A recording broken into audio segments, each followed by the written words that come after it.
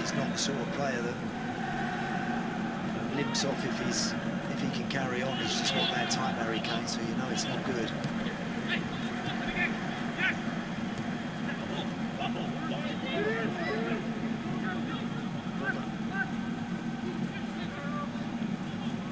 Spring there was a long period of injury for Kane as well. There's Alexander-Arnold over the top for Mo Salah.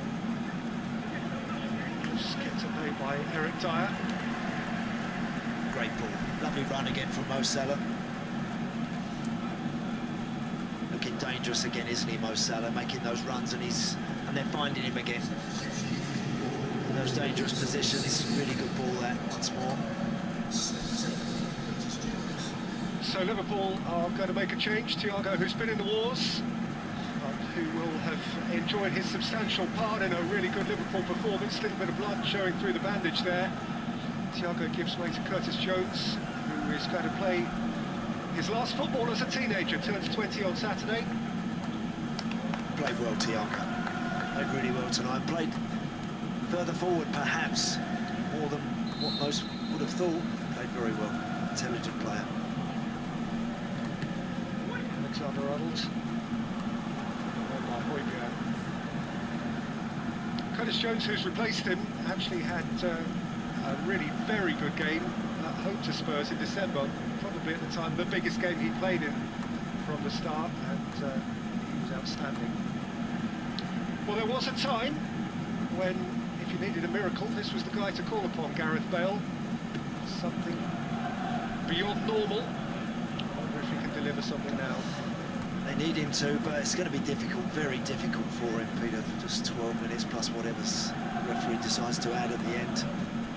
Might have 15 minutes, but again, chasing the game. As you say, miracles is needed, and that's what they're looking for. Not always easy to give.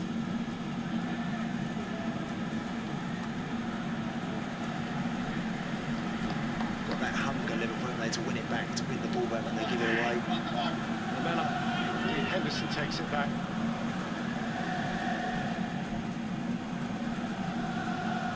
Davis. Koulibaly.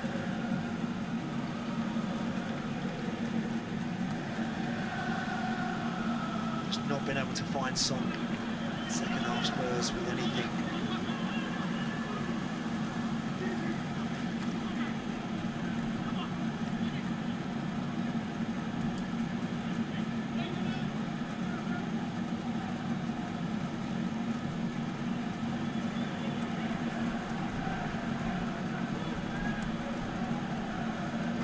Given away by Wijnaldum, back in by Højbjerg. Opportunity wasted. It's good play that from Højbjerg. Little bit careless there. Wijnaldum. Just a better ball from Højbjerg there. If he just tried to clip it up to Son, he couldn't just give him it. Jurgen Klopp's attitude throughout this somewhat prolonged blip for Liverpool in the Premier League has been one which hinted at don't panic, not an awful lot is wrong, we'll be back, we'll soon start scoring goals again. He's remained calm, and Liverpool tonight have responded accordingly. They have 10 minutes still to see through here, and Gareth Bale is going to play those in place of Steven Bergwijn. Yep, and Lamella will go off on the left side. Gareth Bale is out here on the right.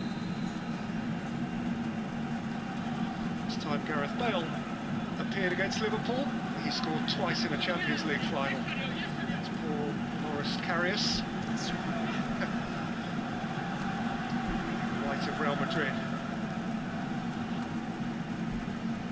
Does have one goal for Tottenham against Liverpool back in November 2012. 8 years ago. I just hope we can get Gareth Bale and see him at a level that is close, Peter, to the Gareth Bale that we know has been sensational at times throughout his career. Injuries are difficult as you get older, particularly for a player like him, but it's just nothing much has happened for him here at Spurs. He's hardly had a kick, and then he's been interrupted with a few niggles. I just hope he can stay fit and we can gradually start to see more minutes from him, and then hopefully some sustained 90 minutes. I think if we can, we'll see what he's capable of doing. All the time it's 10 minutes here and there, it's difficult for him, very difficult. Well, the Europa League has been his friend, hasn't it? He started, I think, 6 or 7 games in that. Interesting to see whether that continues to be the case in the knockout stages, which resume next month.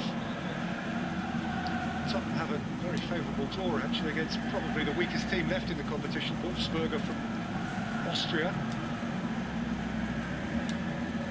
Still in both cups as well. Tottenham have a lot of football matches to play.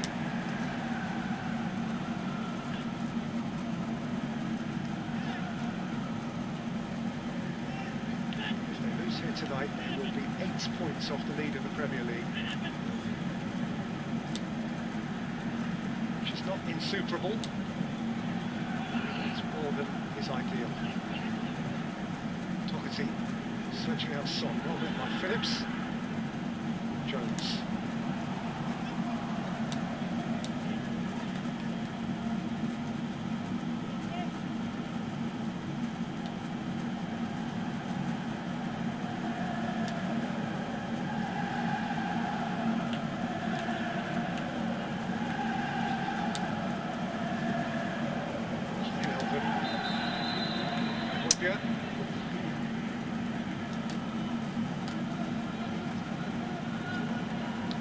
I think he's been Tottenham's best player this evening. I think he's played very well. Worked seriously hard and he's got a great goal.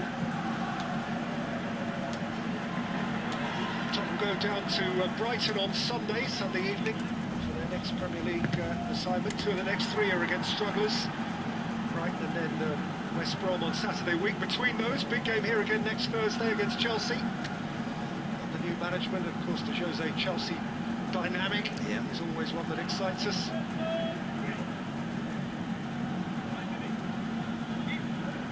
Away to Everton in the 5th round of the Cup. And then away to Manchester City. Here's Lamela. Phillips stepped in ably. Salah. Space ahead of Jones.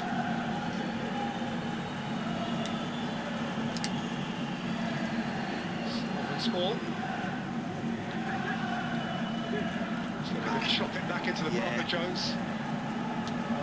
As soon as you see Mo Salah drop inside on his left foot, you fancy he's just going to hit it, but that was a really clever little attempt to backheel that reverse pass to Curtis Jones. Played a clever ball and then goes round Mo Salah. You'll see him there. That's unlucky. Right idea.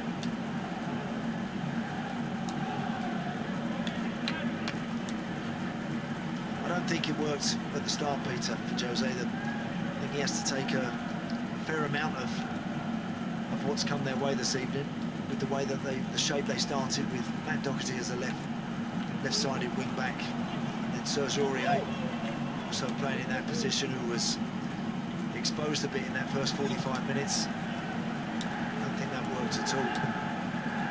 Well, yeah, Wales interested. Alisson better wholeheartedly with his forward. You know, he's done really well tonight, the goalkeeper. He's been right on the edge of the 18-yard line on numerous occasions. And each time he's made a good call there. Just gets it away with his head.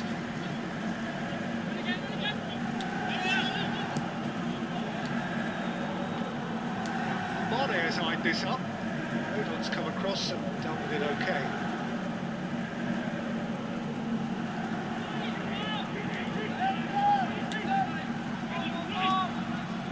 Bale.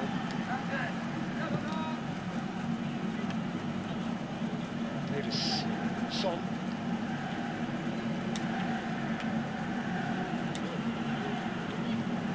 Dobbling.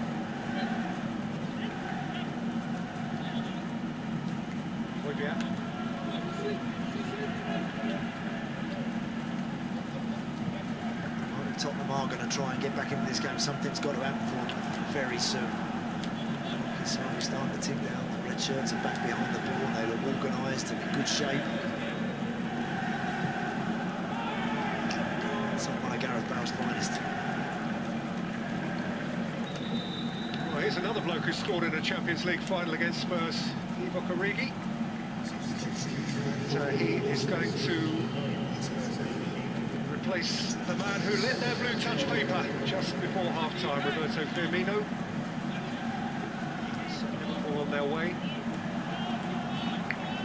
Here's Hal. Yeah. Sadio Mane with his head up, looking for his mate. Thanks very much, how'd you like? Well, you said, Andy, at the start of the evening that you saw vast improvement in the cup tie at the weekend. How close are Liverpool to their best again now, based on this? I think they've played with, authority is a good word tonight. I think they've genuinely stepped up. They knew it was a big game. They knew it was a game that they could ill afford to, certainly to lose. The point wouldn't have been the end of the world, but they were looking to win the game. They came here to win the game, and I think they've played with great authority. True hallmark of champions, Premier League champions, is their ability. When questions are being asked and fingers are being pointed, can you step up? Can you find your A game? And I think it might not be their absolute A-star game, but pretty close to it. Liverpool have been very good. Origi.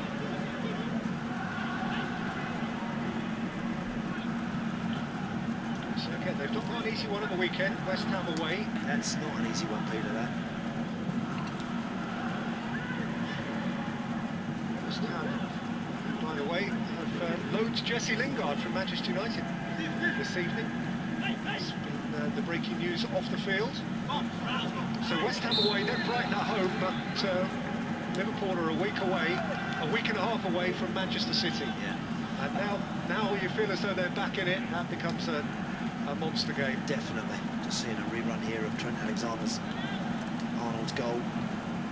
Such a beautiful striker of a football, and once that came to him, he just leant away from that. Just made sure he kept that down, and big goal. Lovely strike. 80 touches from Trent Alexander-Arnold. He's had the football more than any other Liverpool player. Bro, they feel so heavy, bro. Why does this game plays shit right now? All those crosses he had in the Burnley game so frustratingly, which came to nothing. So that's the guy who's feeding it now, Jose Mourinho. Drawing board. Aren't too many coaches he doesn't seem to be able to get the better of, are there, Jose? As I mentioned at the start, Peter, his record against Jurgen Klopp's teams isn't great. 2-13 now. Bale. What's he got? Support from Højbjerg.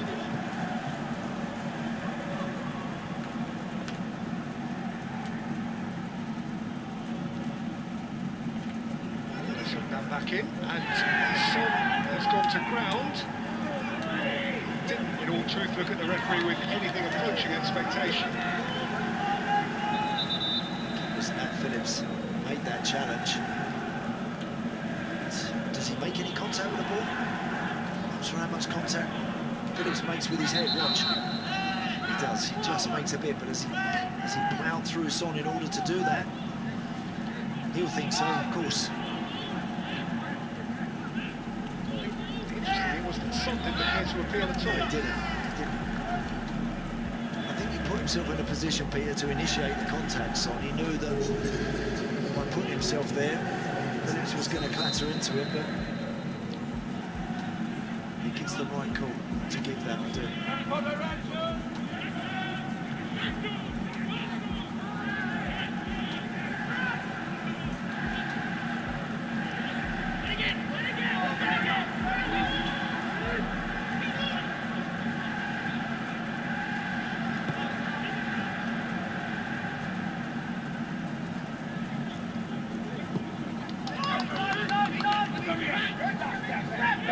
Son.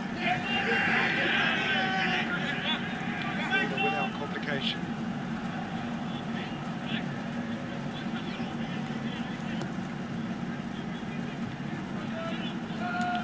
Good distance on his header. That by Winks, it came to Wijnaldum, who's got 4 in red ahead of him.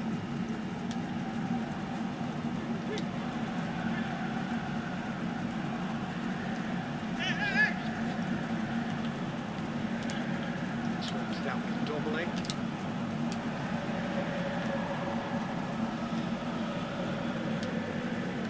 good performances in the Liverpool team tonight. One album there you just mentioned, Peter, played really sensibly and worked hard again.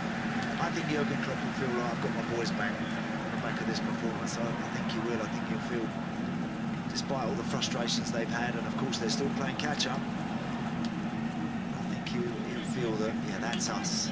That's what we do when we do it right.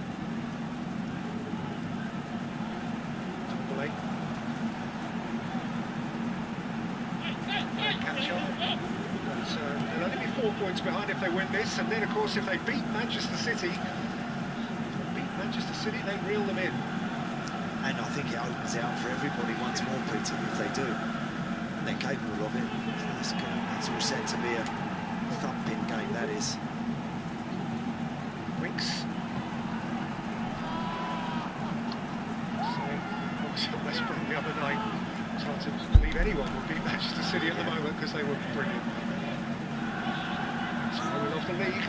He'd be annoyed, Jose, the way they started that second half, because he'd have tried to fill his players with as much info, changing the shape of the team, etc. Tactically, he doesn't like to get it wrong. I think the setup of the team to start with didn't look balanced to me.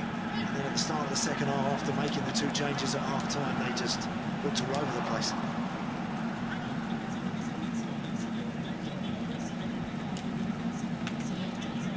It's boiling a bit.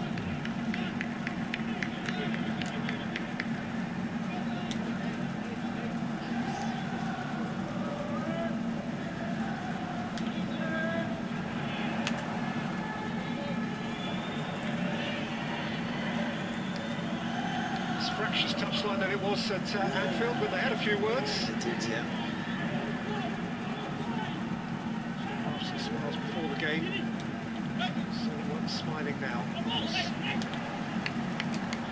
German at the expense of the Portuguese. The German-Portuguese touchline at Chelsea last night. Yeah.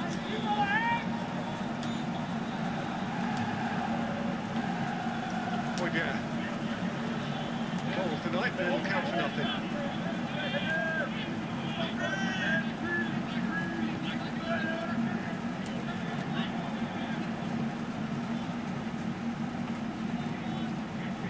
I can't believe he's on side there, bro. 95th and final minute. His job is all but done. Onside and unmarked. Yeomin Son. 2021 God in the damn. Premier League. Tottenham's first defeat. Which up until now had treated them pretty well. So often in their recent history, senses that Spurs are just a little behind. Hojbjerg. So often the story of their lives. Bale. Dombele, Son, Dombele. Bale.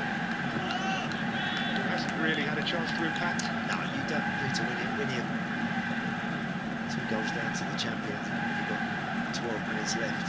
You're not going to come on and set the place alight, no chance. Gareth Bale needs 90 minutes, he needs some matches.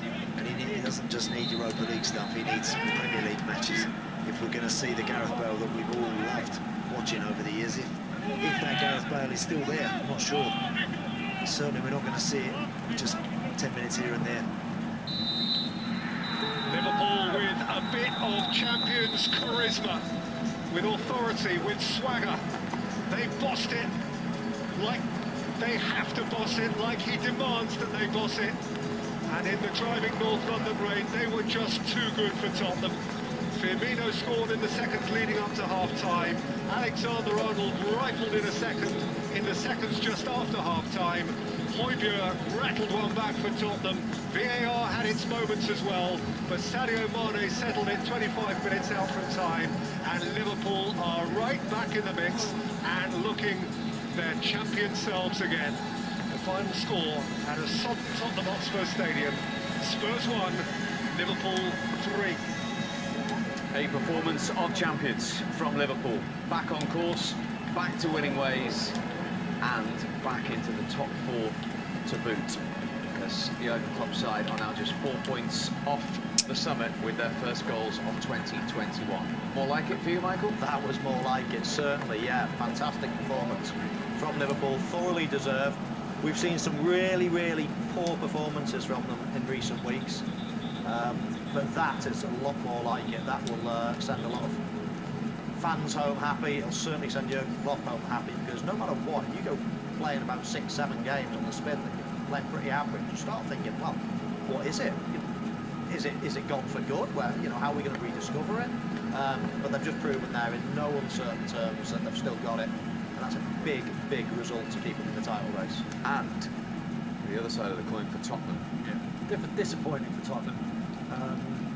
First half, thought they had the threat going forward. I think deservedly Liverpool winning, you know, stroke at half time ahead. Could have been a little bit more. Second half, I expected, got off to a terrible start, obviously, with the second goal, Alexander-Arnold. And then when Højbjerg gets them back in the game, you think maybe they might go on the front foot. Never, ever looked like it was going to threaten the lead of Liverpool. Unfortunately, no Kane, no game plan. Yeah, Harry Kane, of course, off at half-time. So they're back in the top 4. The champions, there they are. West Ham down to 5th, 4 points off the leaders Manchester City, having played a game more, and of course they have that game against Pep Guardiola's side looming as well. Spurs are now 8 points off City, having played the same number of games. They enjoyed the rain in North London. Punk bitch, bro. Punk bitch. You didn't deserve a fucking draw, you bitch. Alexander-Arnold with the second. So mad, Sadio bro. Mane making absolutely sure of a return to winning ways for the Premier League champions.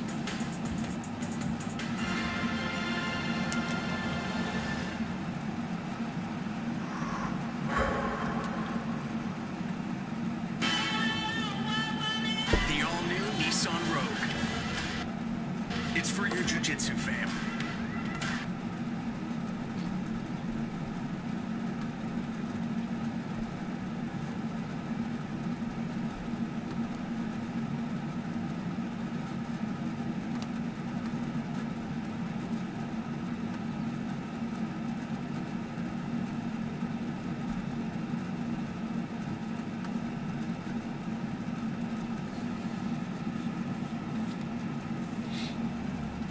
That's whack. That's a bad result. That's a bad result. I don't care if he's a FUT founder. Average team.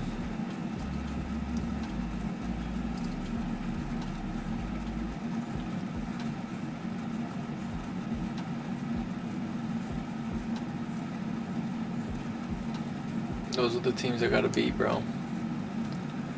Teams that don't have the nasty, like, outwires and all that bullshit.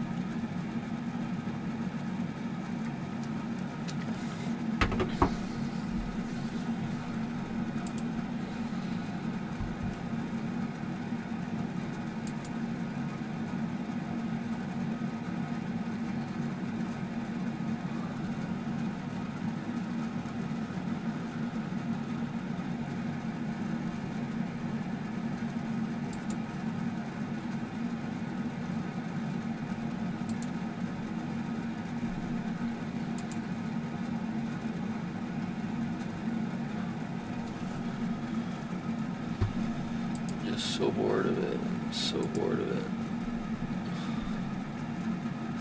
I'm so lazy to cook.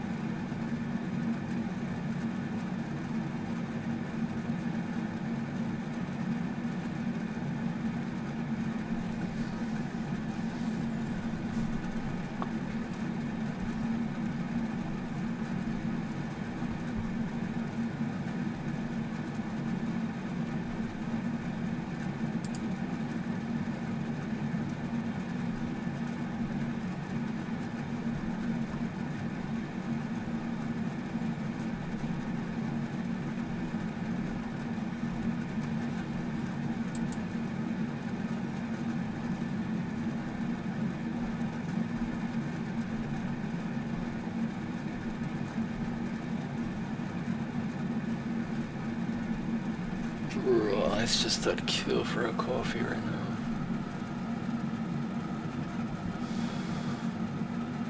I'm gonna get some Timmy's brought over. Could do that too.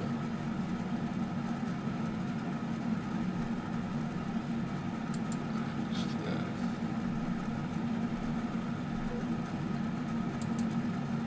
Farm market sausage.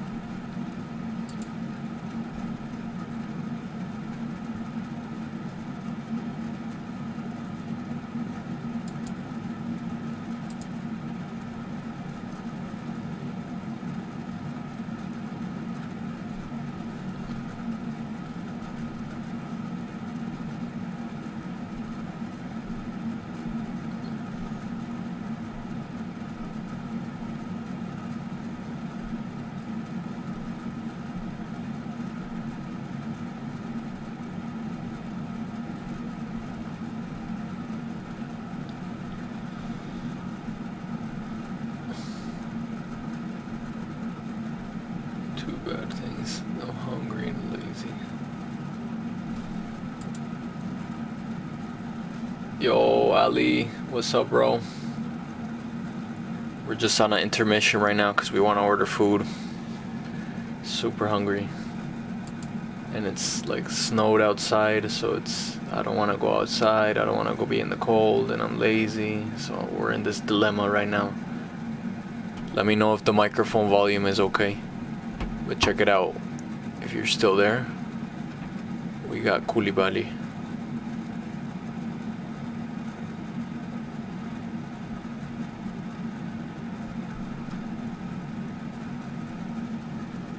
I'm just putting in this order, and then we're gonna keep it running.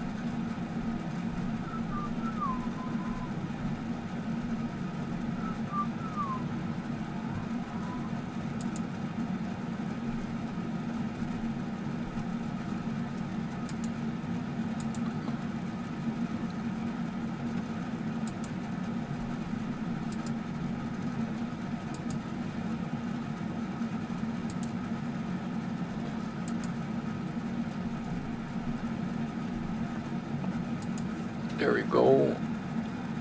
Got a large. Oh, we didn't put any.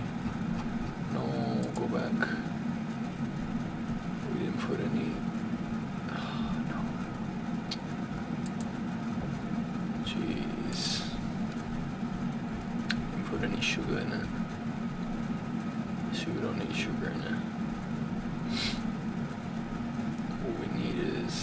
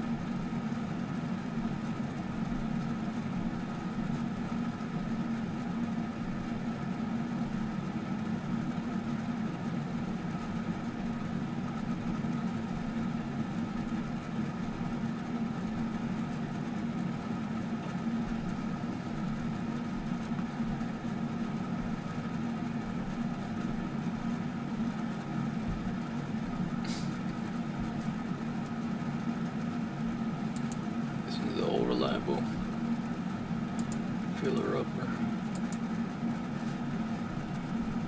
What's that looking like? What that is?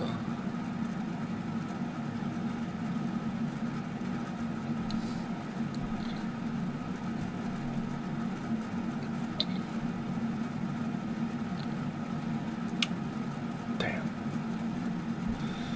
But it's a good amount of items. Oh, why did they put 2 turkey? No. That's not what I'm trying to do. There we go, bro. I was about to say 10 bits and then 2 coffees, no.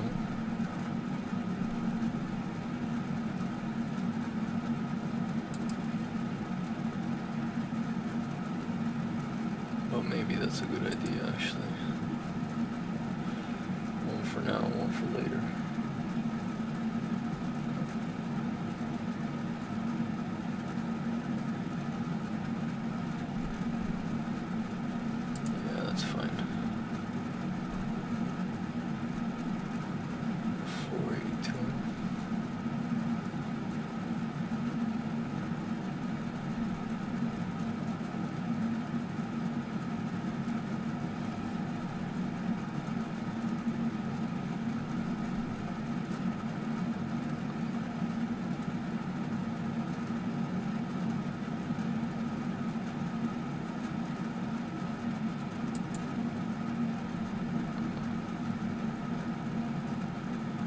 Let's just make it that.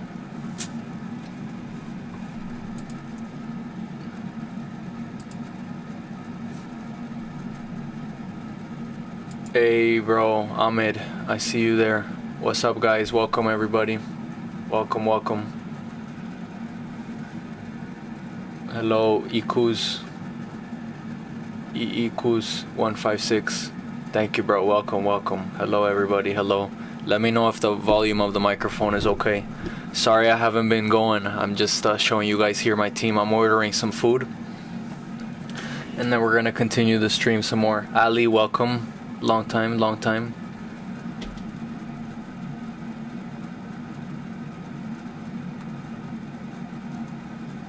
$5.35.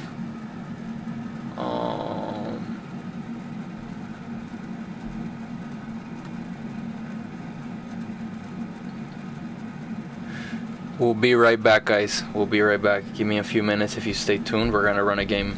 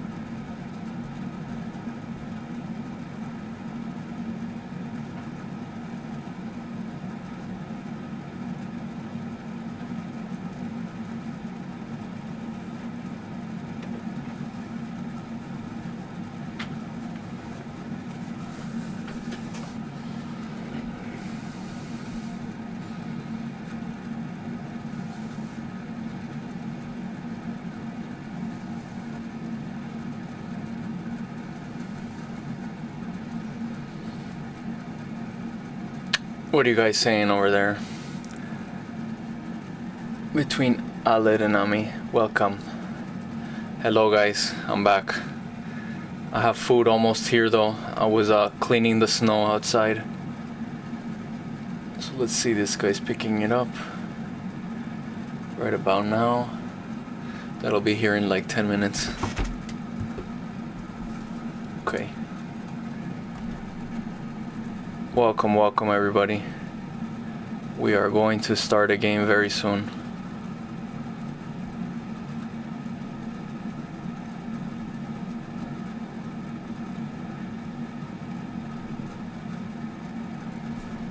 Let me put the tunes on so we can set the mood, boys.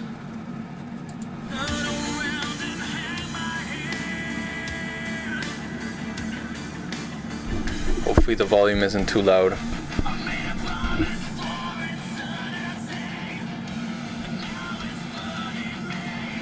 Can you say Oni-chan? Oni-chan. What does that mean? Iku's Oni-chan. I don't know what that means. Is that a funny thing for you guys?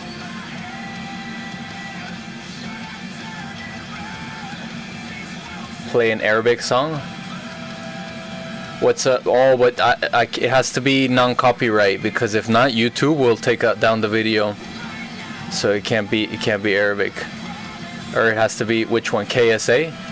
Is that an Arabic video? Welcome all my Arabic family, guys. You guys are awesome.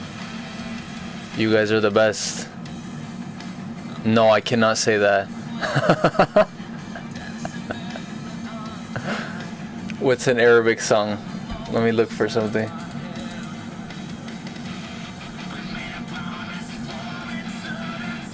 Arabic hits 2020. Best songs to dance to. Let's see. This one. Habibi Da.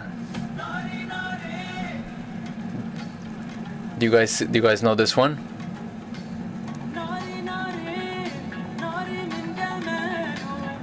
Is this Arabic?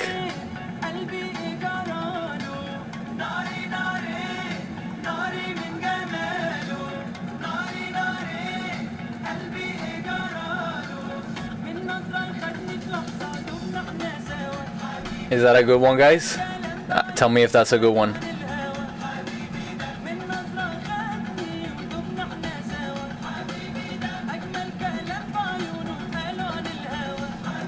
But shit, we got the food almost here.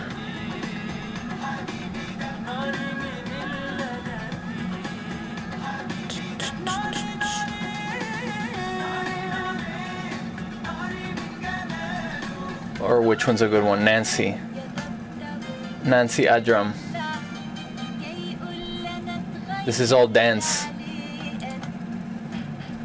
I don't know all this stuff, guys. You guys gotta help me. You gotta help me. I don't know.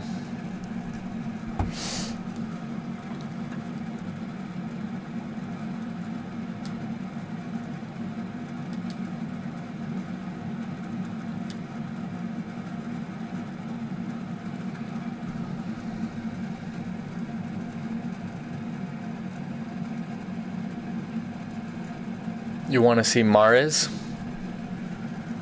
I got Mahrez.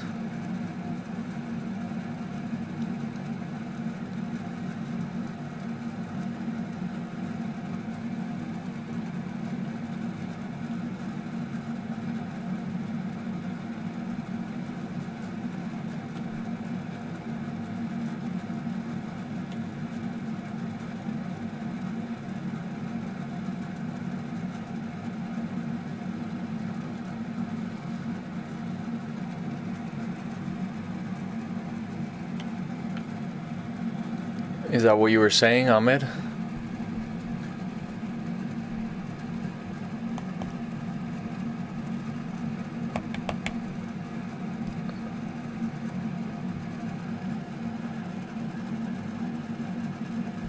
That's the song you want, Mohammed Bouchbara? But if it's gonna be copyright, the music, the video's not gonna be allowed up. Let me look for it. Mohammed.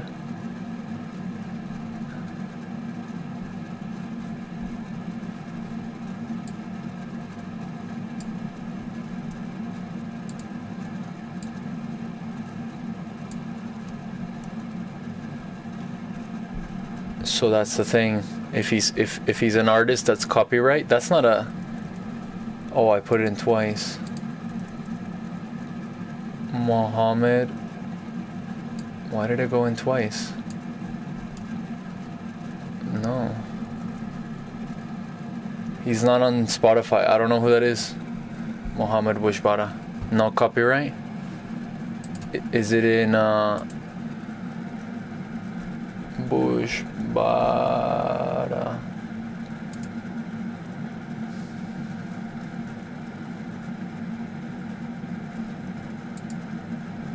This one.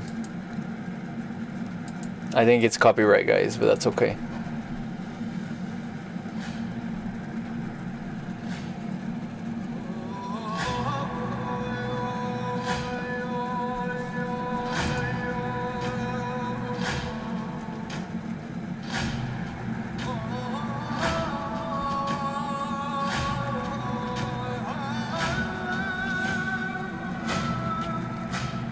Is that the one?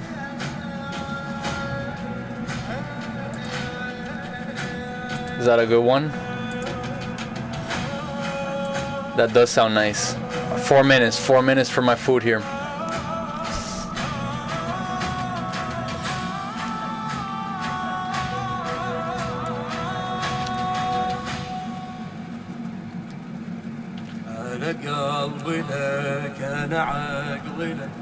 أنا باختصار أنا كلنا يا ملك على ملك الملك أملي ومنى اللي أملك. Yeah, it sounds nice, the music. Never heard this before.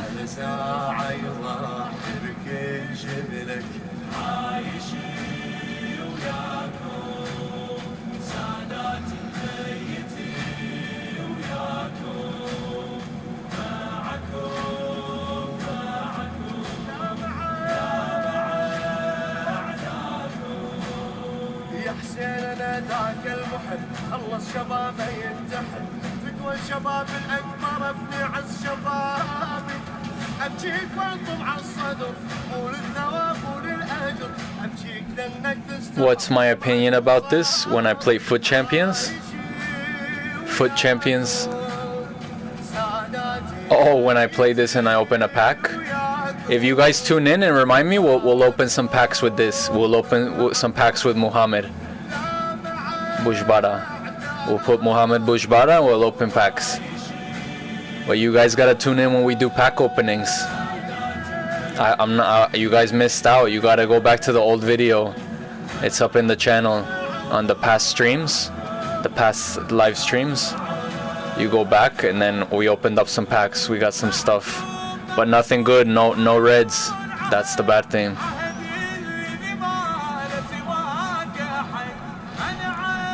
Once I've grabbed my food, it's almost here, then we can start into a game. I just can't get into a live game against a real opponent and then like go answer the door.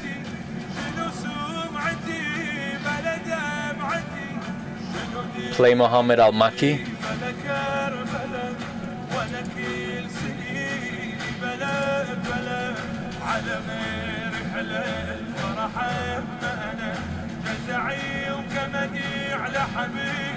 Mohammed Al-Maki. Maki with an I?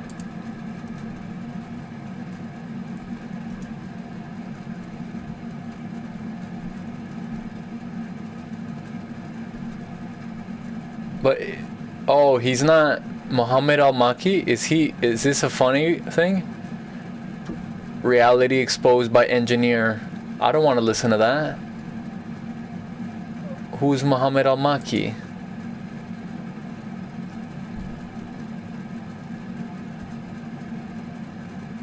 I don't know who that is.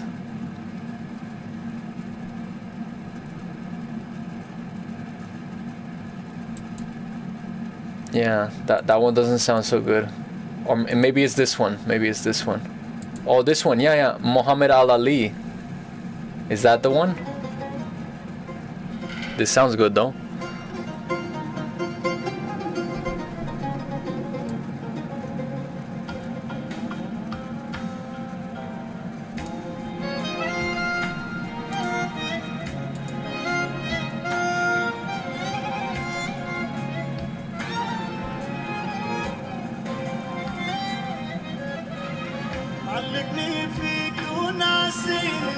Yeah, this is not the same one as Muhammad Al-Maki.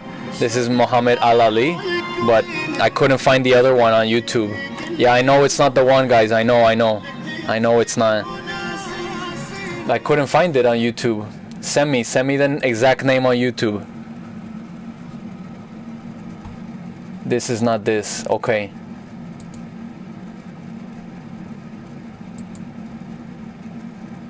Let me leave it playing for a little bit. Hold on, guys. I'm gonna grab the food and I'll be back. This guy's probably here.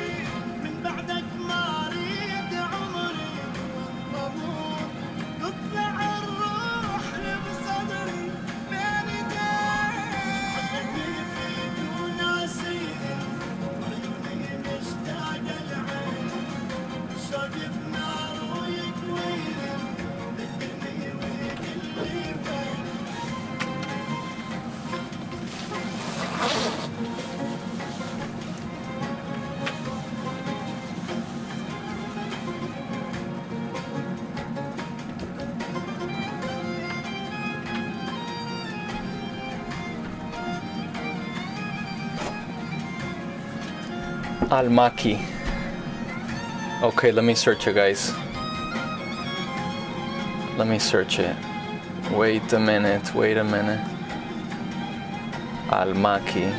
Not this. Not what's playing. You guys don't like that.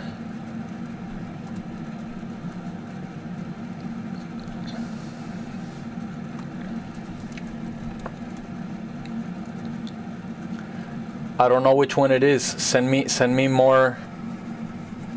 Basim Koulibaly.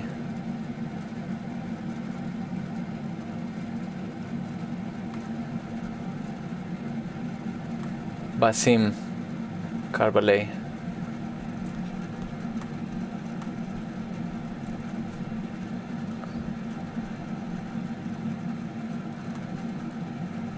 يا قابض الروح استمع نوحي يا قابض الروح استمع نوحي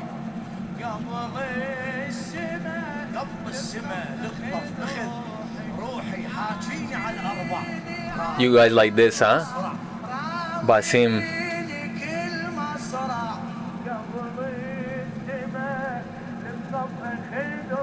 Let me listen. It's powerful. It sounds strong.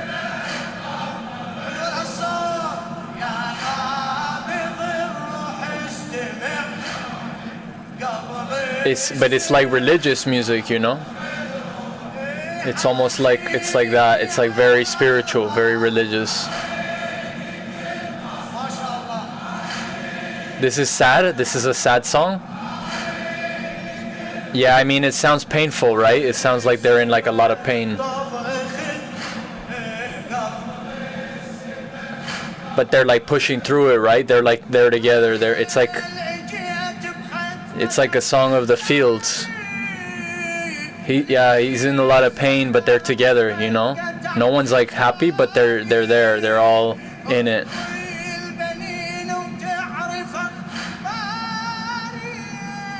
But the voice is awesome. Basim, his voice is amazing. When he goes high, when he like stretches it. That's a sad song, yeah. Let me find the happy song. Hold on.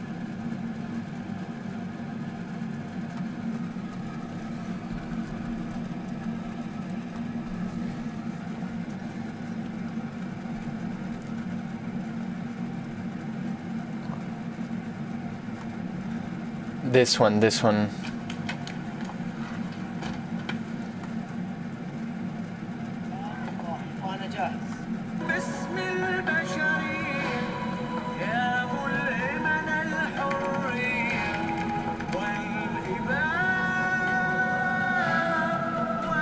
I turned the other song off because they were saying it was a sad song. Abu Shaki. Guys, but I can only play like one song at a time, and I can't always play like the songs, right? We'll see. Let's hope that this is not gonna be copyright, because this is on YouTube, right? So this is other people's content. It sounds nice. I don't understand any of it, but it sounds really nice. I could definitely tell he's like one of the better singers from, you know, your language, which is awesome. I think his range, right? He has like a big range. So he's like his medium voice is good. When he goes into his like powerful voice, is very good.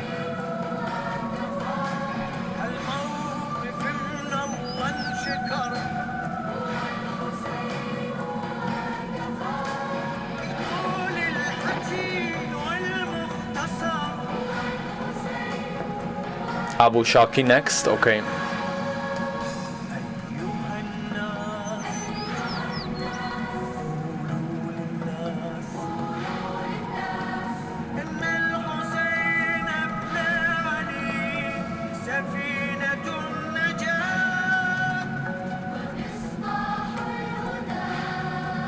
Abu Bakr Shaki.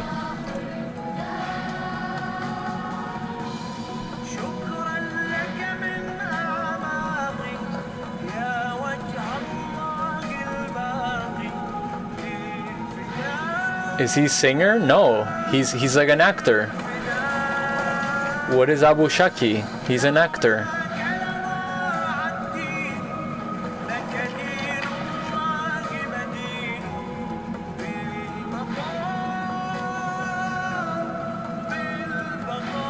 Oh, Ikos wanted to hear Tarsula. Let me go back to that other song then. I didn't know Ikos liked that one from Basim. They were saying it's a sad song. That's what that one's called? It's all in Arabic, so I can't read it. Hold on. Let me pause this one.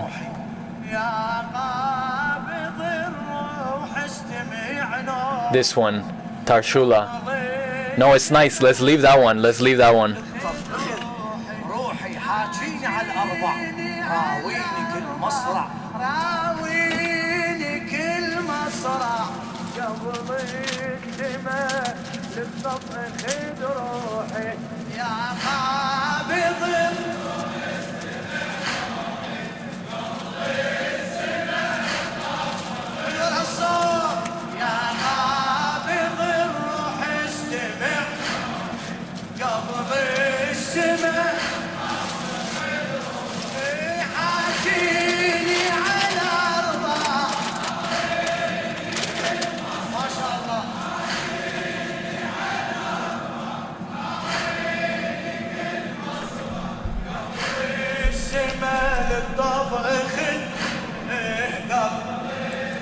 Give me a mode so I can send you a link for the song.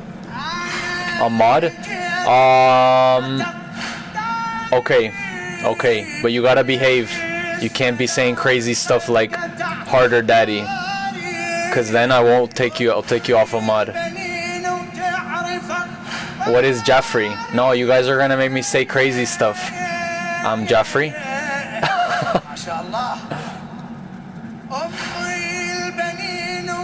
Don't make me time you out, Ikuz. You're a moderator. You're my mod for the Arabics, okay? You're my mod for the Arabics. You keep everyone in line, keep everyone in check. You gotta tell me if they're saying something crazy. And you can't be saying crazy either. You can't be setting the tone for them.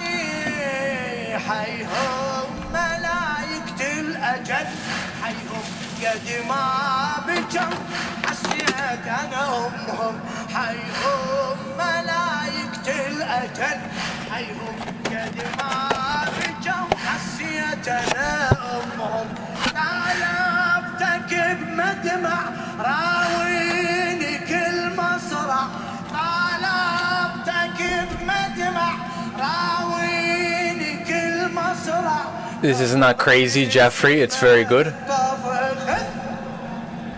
Jeffrey's very good. Okay. Jeffrey's the next one.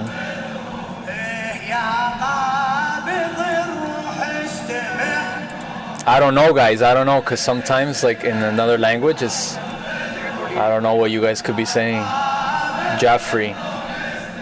But Jeffrey looks like a funny guy. Like, he makes YouTube. Xavier Jeffrey. That's not him. Is Xavier Jeffrey?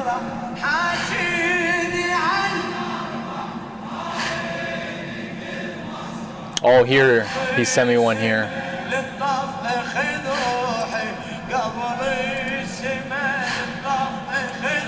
This is the one that Ikuz is saying.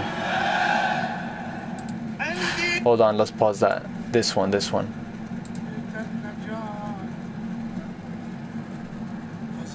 You guys are crazy, man. You're giving me all these crazy songs I've never heard in my life. That's awesome, though. That's awesome. Crazy for this one, Rick.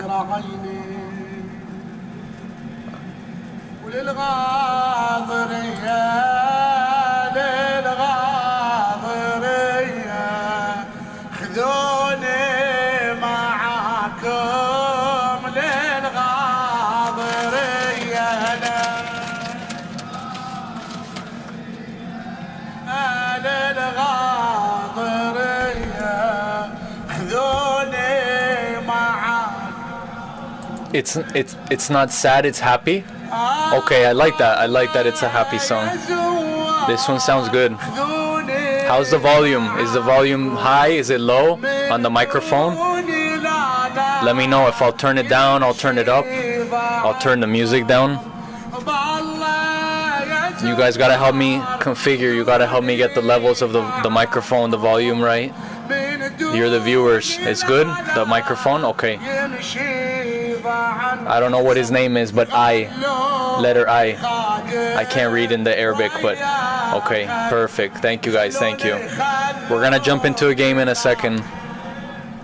Now that we have your songs to play.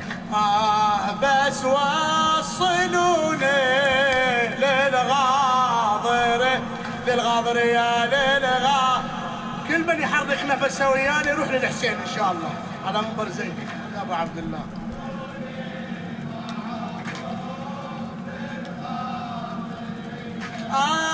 من مدة وانا صابر وتاني من مدة وانا صابر وتاني لا تحرموني أغلى الأماني مل من ونيني حتى Yeah, the music sounds really good.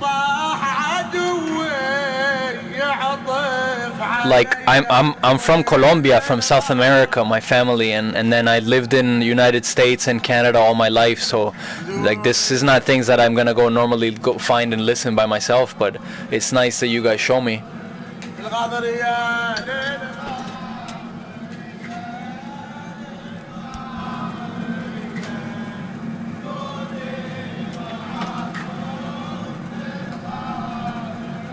سيدي يمتى أوصل صحنك يا غالي يمتى أوصل صحنك يا غالي وبقربه يرتاح قلبي الموالي ابو علي نذر علي لاخلعني عالي نذر علي لاخلعني عالي وازحف لك زحوف للغاضريه للغاضريه ياخذوني معاكم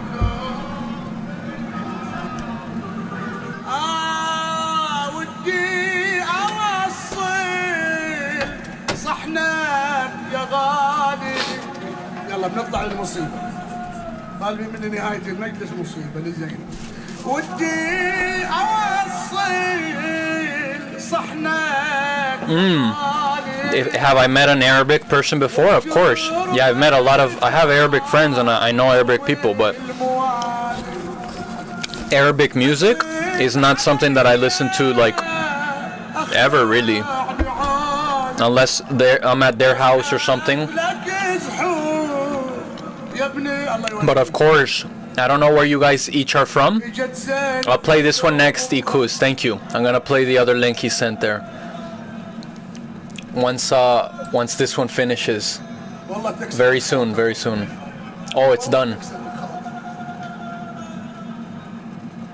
But he's sad.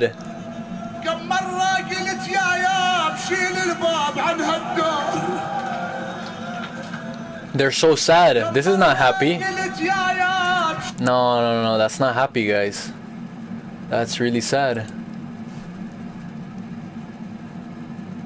Can I play versus you? You have PlayStation, Ikus?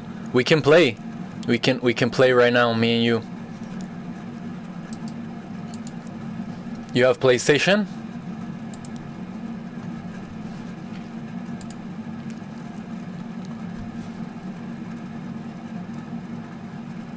Tarshula? And then this guy's asking for Tarshula again. Queen G.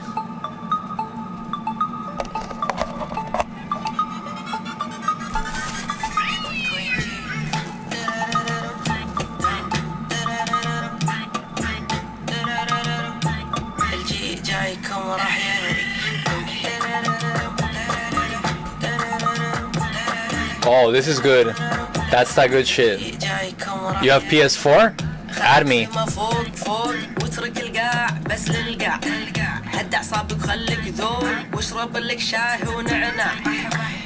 Damn, this is crazy, bro. This is the stuff that I want to hear.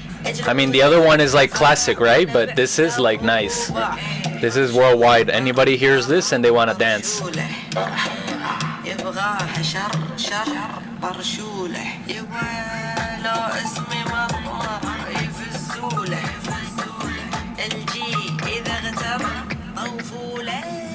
Bon voulez.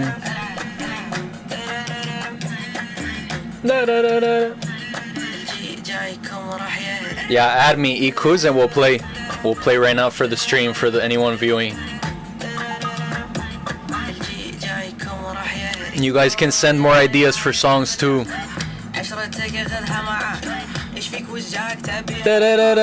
You like that?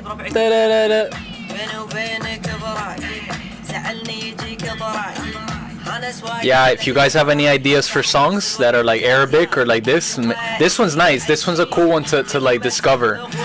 Like this is actually something I'd listen to again.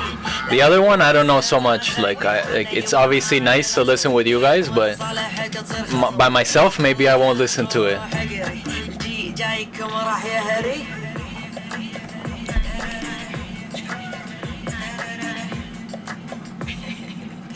This is super cool.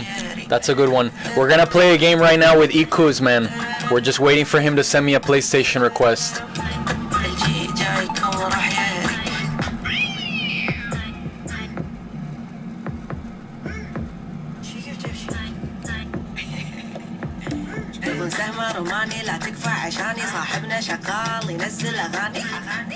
He's in a game right now.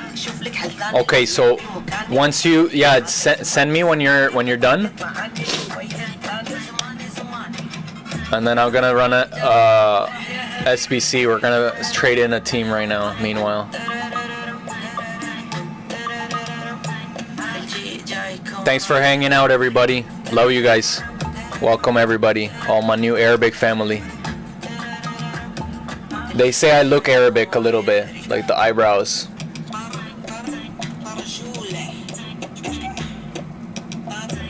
I don't know. You guys tell me. Love you guys.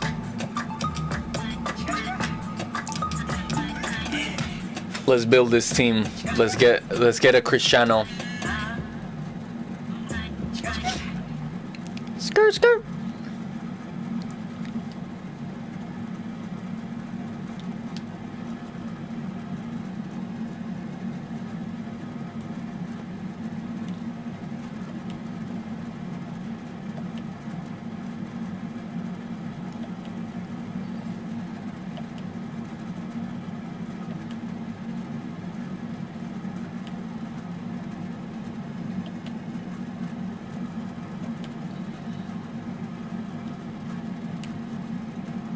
How many players is that? Oh, so he sent me another song, did he? Or that one I already put? But I like that. Queen G, she sounds sick. I like that a lot. No, unsubscribe? No. Let's play another Queen G. Yeah, that's awesome. Queen G is cool. ينقصني مديح مديح مديح مديح ومزايا انا اعطيه وما انتظرها بد عطايا اسمك بلسته مع ضحايا لحق وعدل ووضعك بسرعة معايا وصلك العلم يا خبيث النوايا الملوك اولا وانت ورايا عنده عشاء وحط عينه على عشايا. I don't really want to trade this guy because he's in the MLS lineup. But maybe we'll have to get rid of him. And so is he.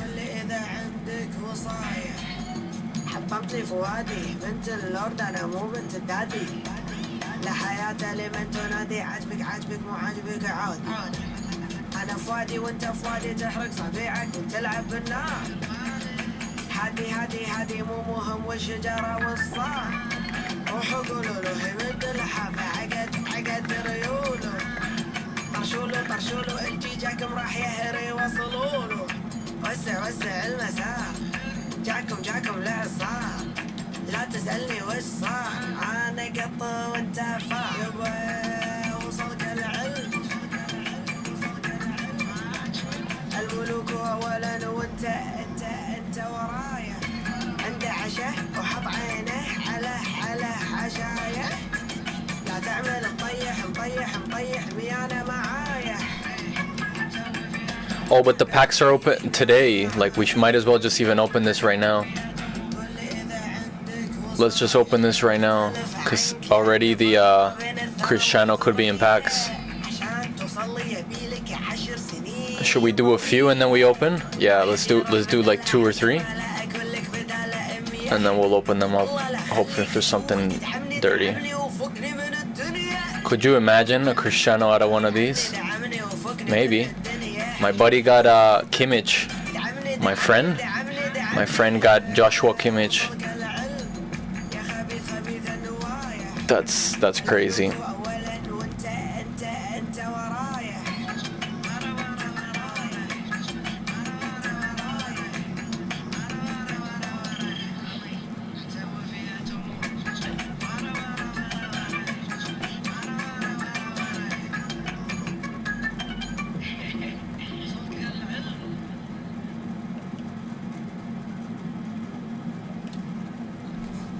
Yeah, Queen G sounds awesome. Let's listen to this PUBG by Queen G. Yeah, I don't know where she came from, but it's like it's unreal. Actually, it's really good. It's really, really good. That's the kind of stuff that I would listen to a lot. It's catchy, at least. It's catchy. Maybe I don't know what the lyrics are, but it sounds catchy. I guess it sounds like American music. That's what you guys would probably say.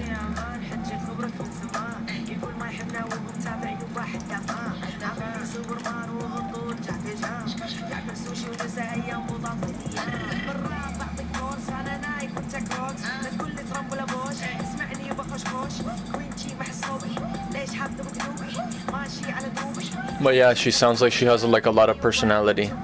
There we go. We got the request from Ikuz.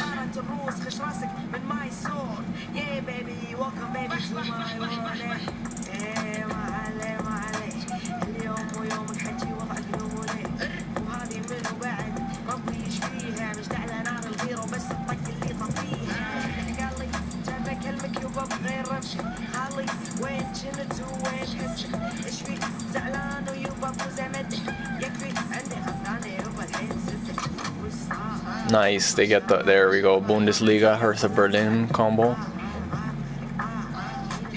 Boom, and then just the keeper, and then we're done.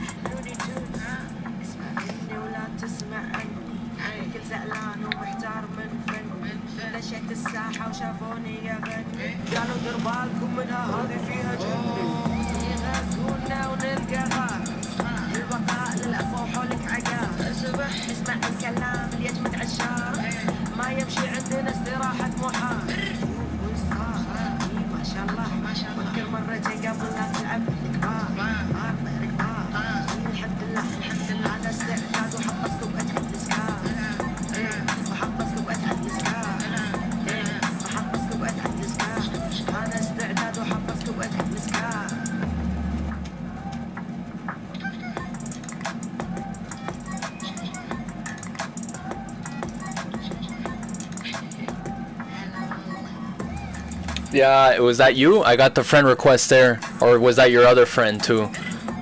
Whoever. I'm gonna open these 2 packs right now. And then then we can play. You know how to send me a friendly invite?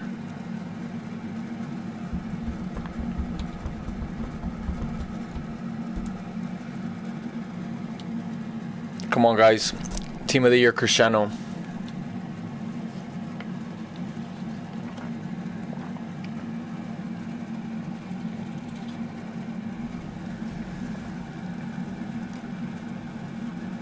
That's nothing, right? Yeah. Correa. I already have him.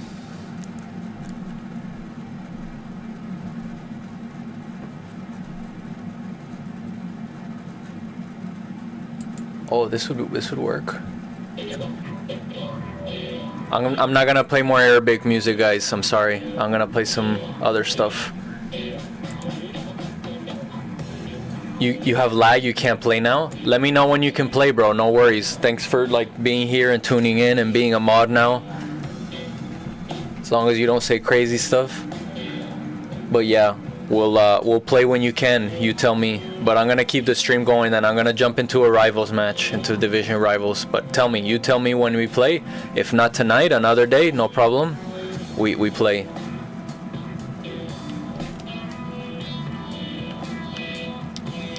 Brian with a Y.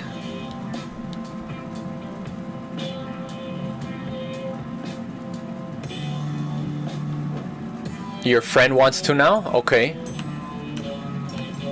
Tell him to send me a friendly invite. Ikuz.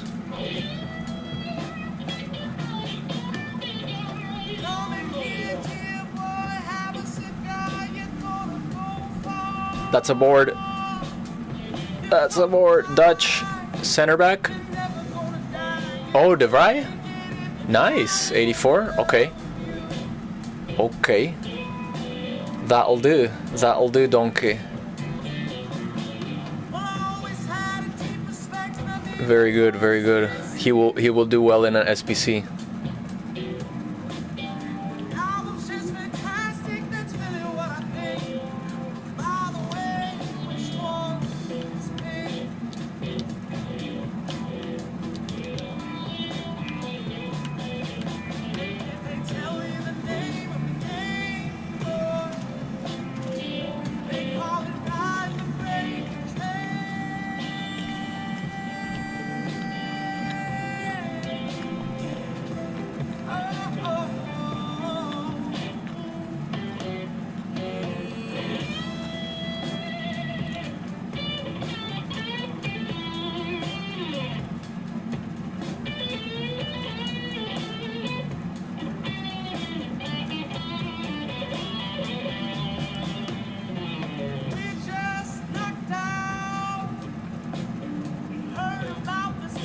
Where's your friend, Ikuz? I don't see your buddy online.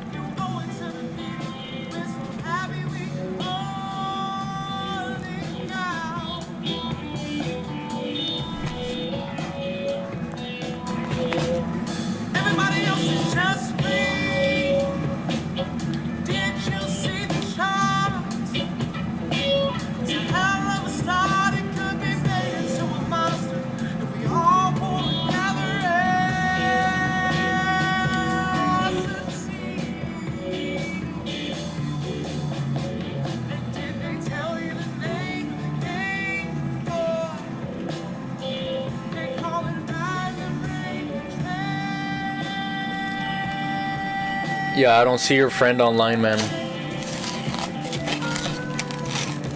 Like he's online, but I don't see him in the friendly invite window. If you're talking to him, tell him to send me an invite.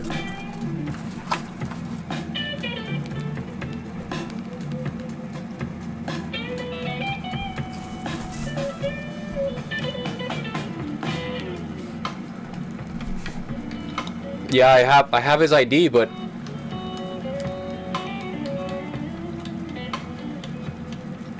I'm struggling sending him. I don't see him online.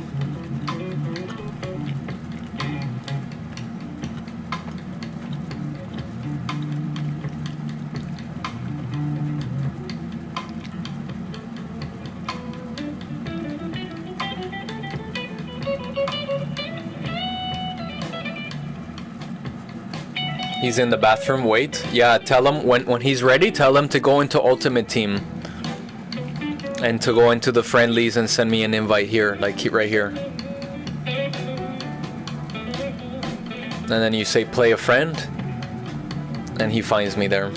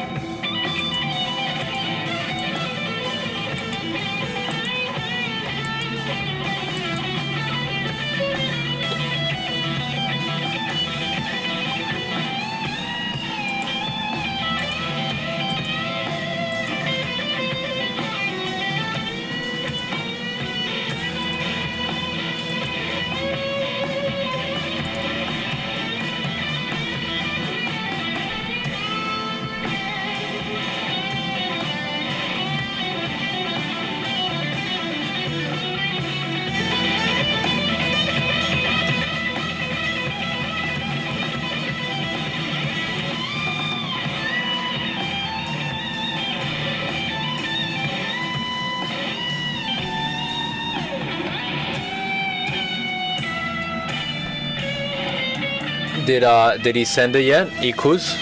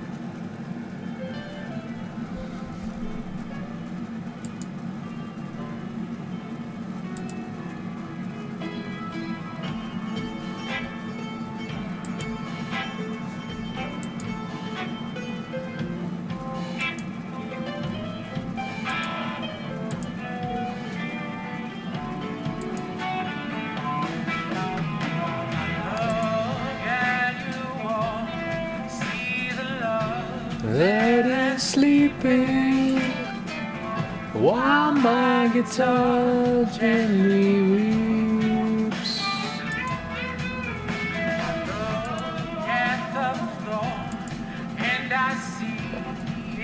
Why can't I add tags to this video?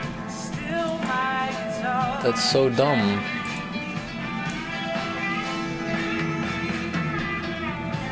I don't know why. Edit title and description, no. It's not what I want to do. View in live control room. Oh, that's what I need.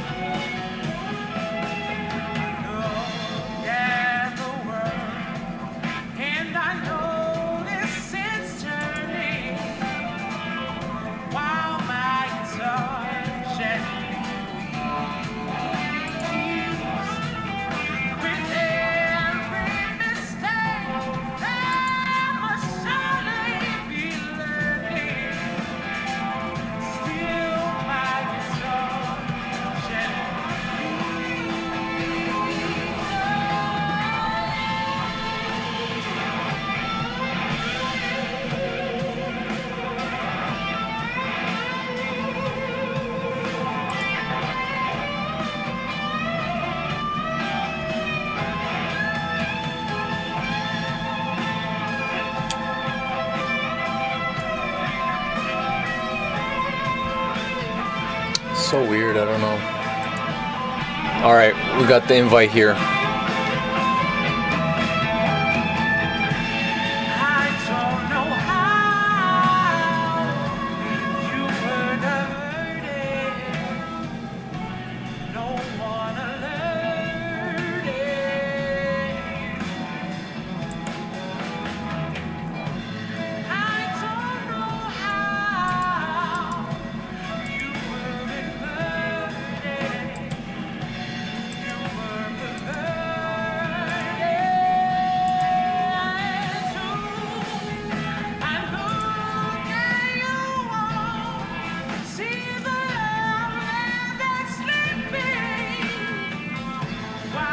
Your friend is probably amazing, huh? He's gonna beat my butt.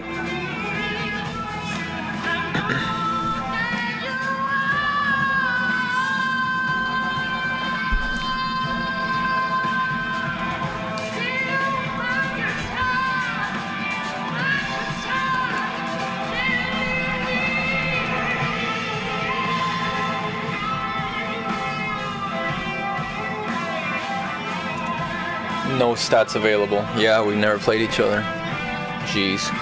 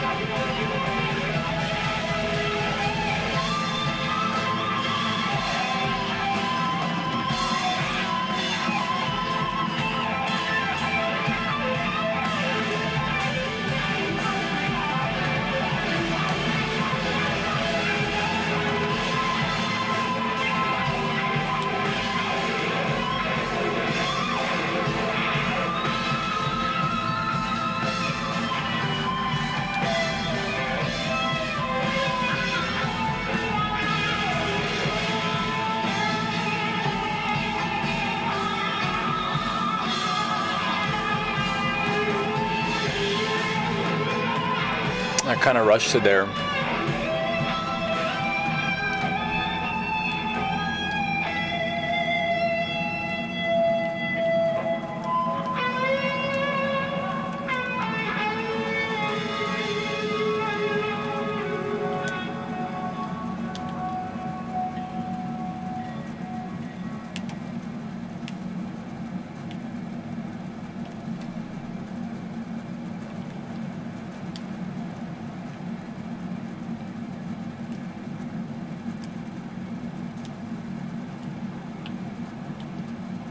What happened there? That was a crazy jump and lag. Get out of here.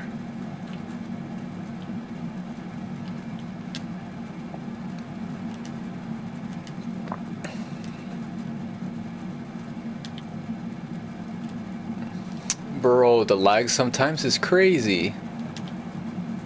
We're like halfway across the world, I'm guessing.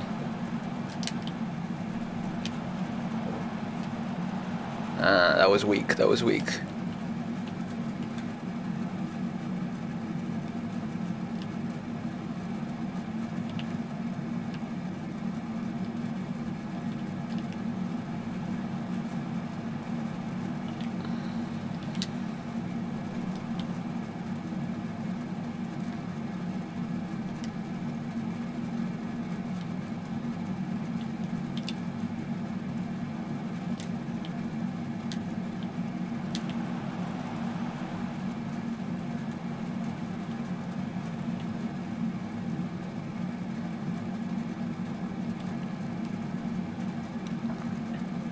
Yeah, he's decent, your friend Ahmed or whatever. I don't know if his name is Ahmed actually. He's moving around pretty good, bro. Looks like he has decent finishes in weekend league and stuff. By just, you know, a few minutes played, can already tell. Should be winning half his games.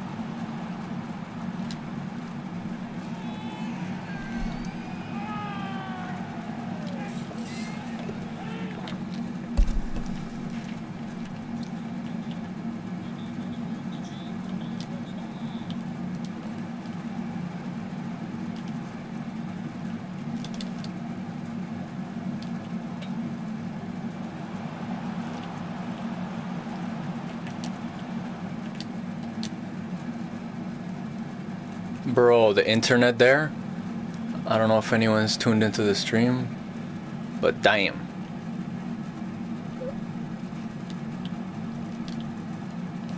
Early days, we need early balls on everything. Early. Not early enough.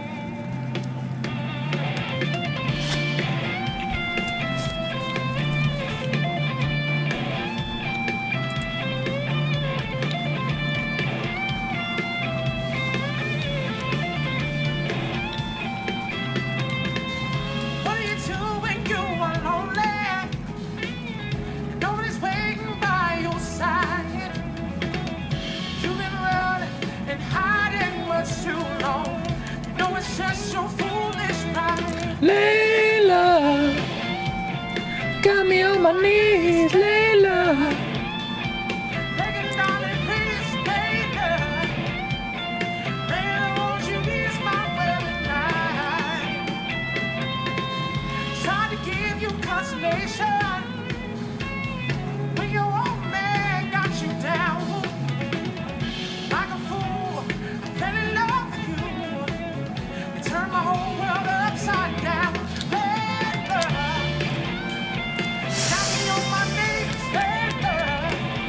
Nearly two there.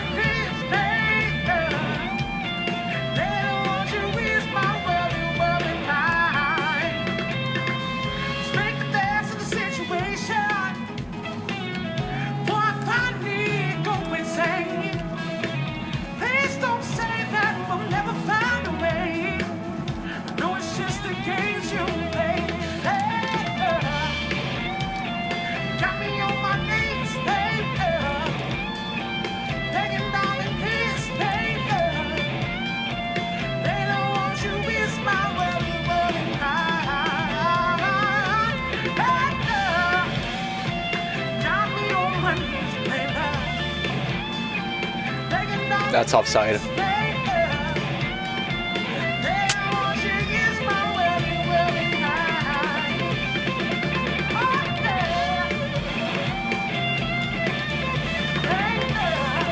Chiellini, monster, bro. Even Bamba, bro. Throw in Bamba if you want. Please get there, not Varane. Oh, he did, but then Gomez is running in behind.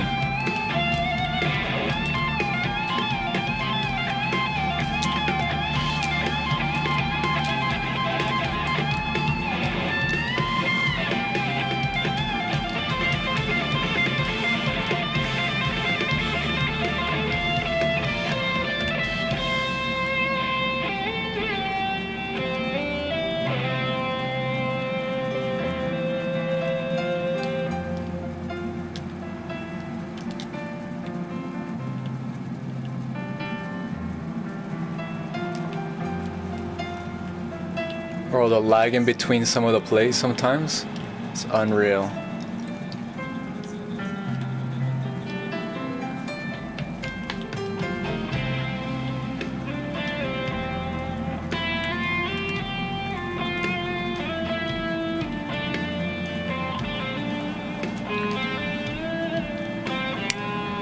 Like literally I can't switch the players fast enough sometimes to cover him. Here we're just gonna boot it. Just out. Lautaro. Yes. Oh no, bro, but just too strong there.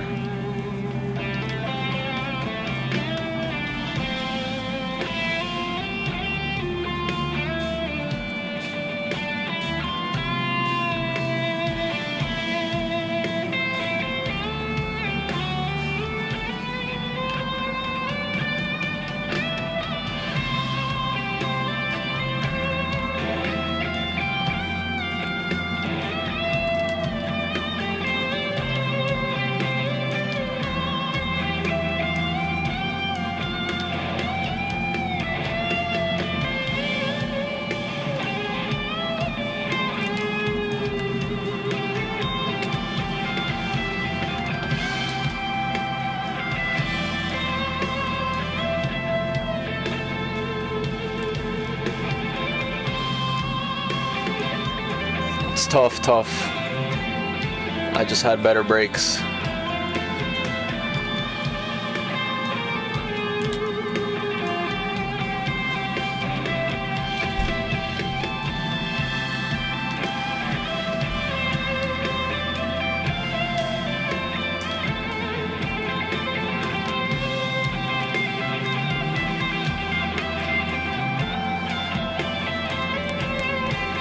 Should we put in subs? Yeah.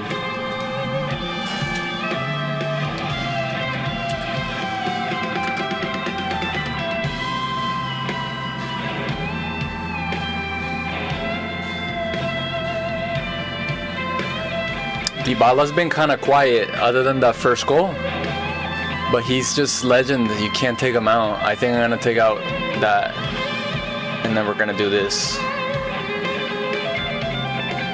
We're gonna put Duncan, but we're gonna switch sides with Delufeo. That's what we're gonna do.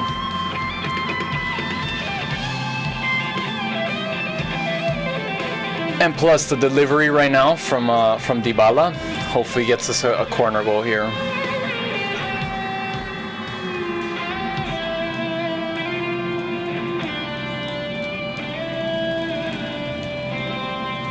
Oh no.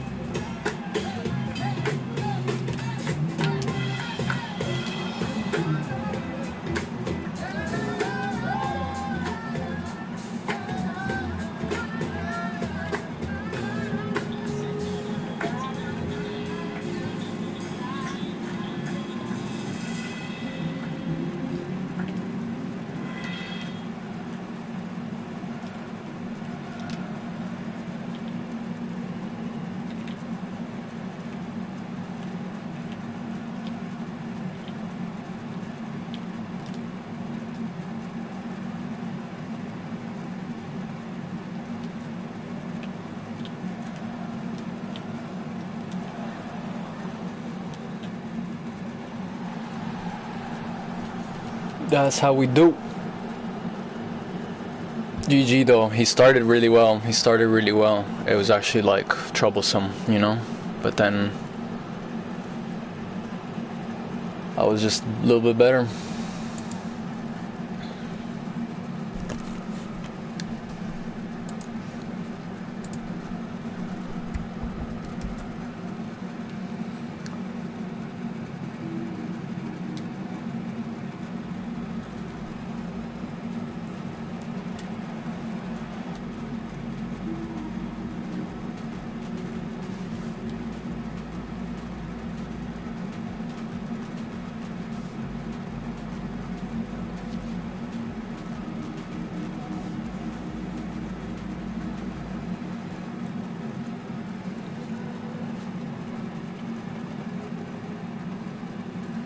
That was a good game though. That was a good game. He's decent. He's decent. Your friend, Ikus. I don't know if you're still around. Maybe he's pissed because I was celebrating and stuff. I don't know.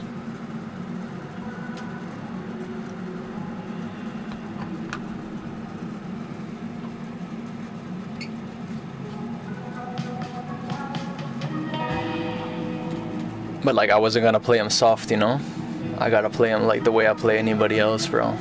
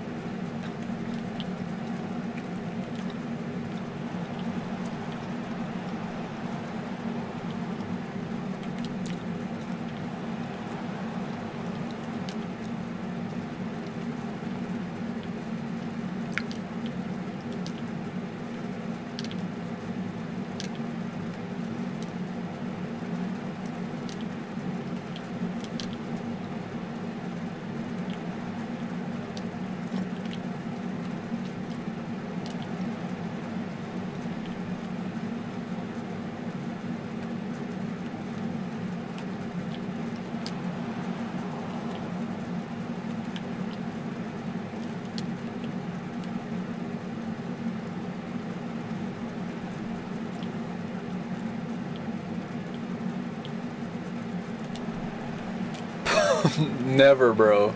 Oh, that's the only way Messi's gonna get it. Yeah, dude. Oh, man. Wow. Wow, let's throw on another jam. Cause I'm a voodoo child.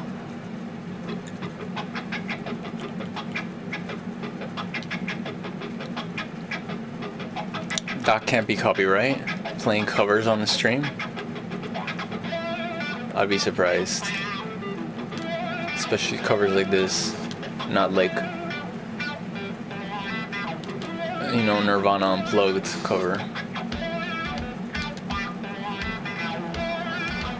Oh, nearly, but Robin of all people, robbing the ball back. Nice header, Koulibaly, the positioning. That's why I paid $500,000, bro.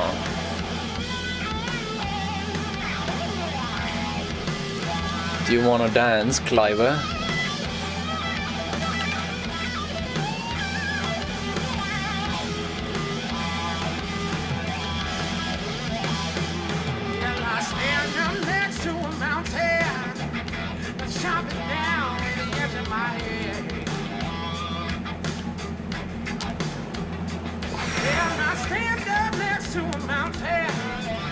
Damn, killer, bro. This guy is main squeeze.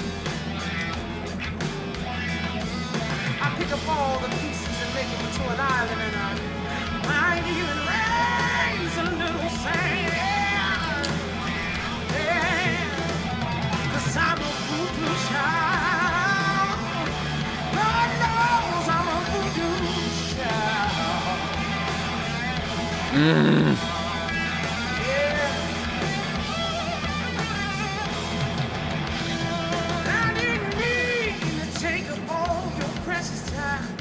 Give it back to you one of these days. I didn't mean to take a ball. Oh, good ball. I'll give it back to you one of Yeah, good ball, good ball. If I don't meet you in this world, I'll meet you in the next one. Meet you in the next one, and don't be late. Don't be late, no. 'Cause I'm a voodoo child. Asking a lot. That was asking a lot of Delu.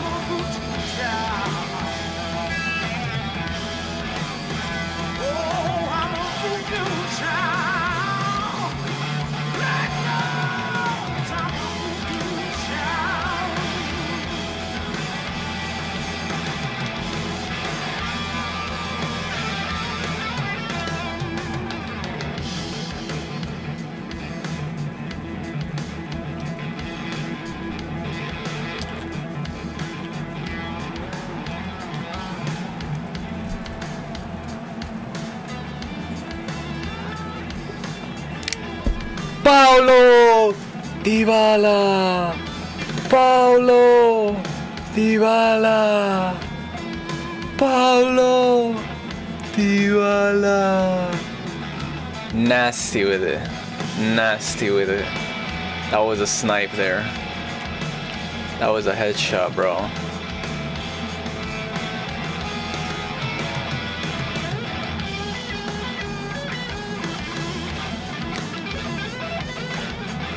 You could take a shot from out there, bro. Oh, that caught me off guard. That caught me mega off guard, dude. Where the hell did you pull that out from, bro? From your ass, dude. Damn, dude. Nice goal back. Nice goal back, bro.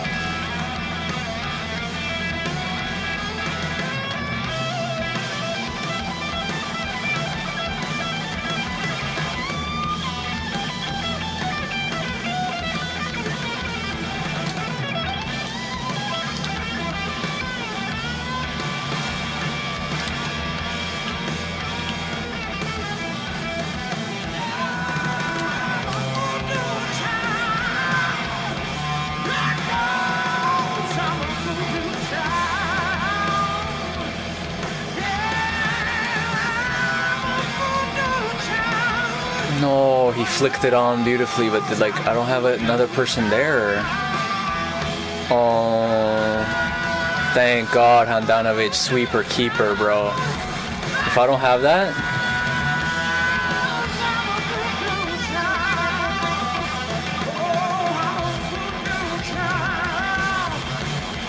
oh, I mega messed up there. I'm like so distracted right now. So distracted right there.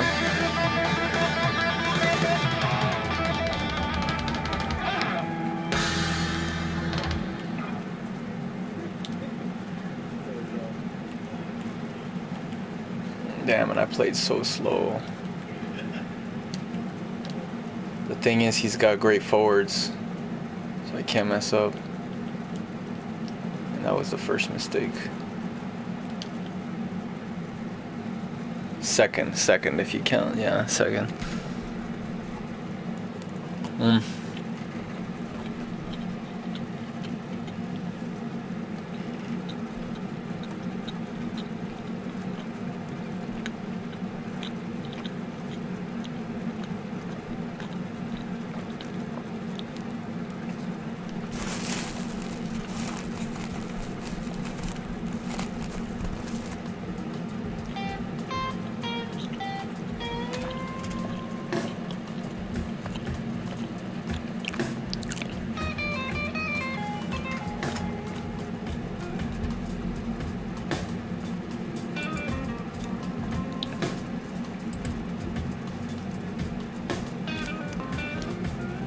I've like dominated this game, it's nuts, and he's still up.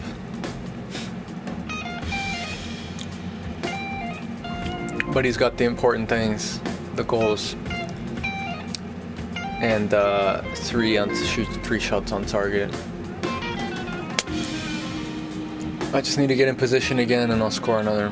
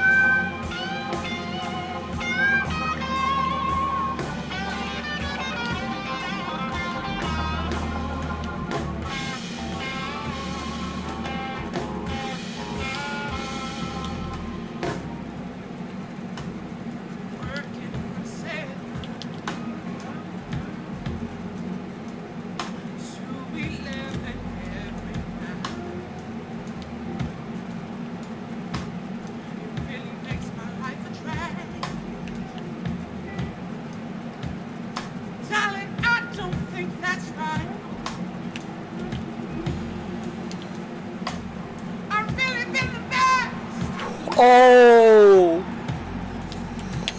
That was gross. That was gross. That was gross.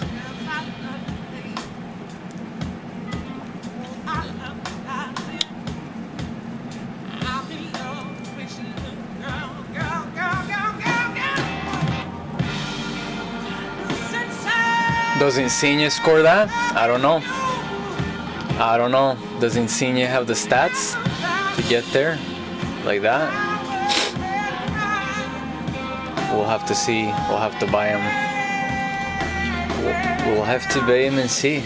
But if we're banking on Koulibaly going up, then we can bank on Insigne going up. We don't have the bank to buy Insigne.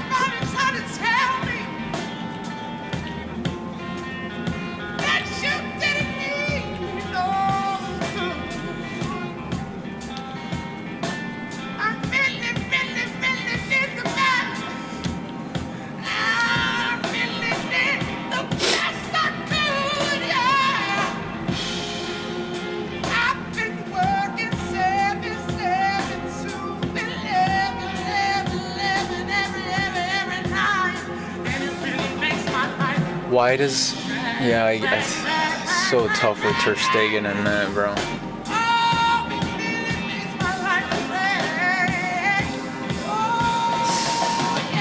If we could have converted one more pass. Oh, and if I could have won that one there. Come on, don't rest.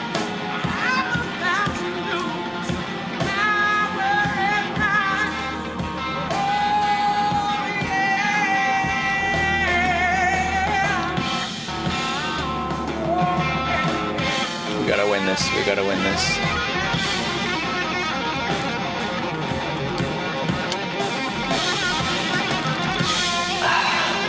The space was beautiful, but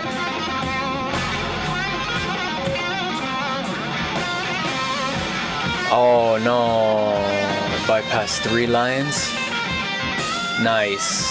That keep me getting a foot in. That's why you're in.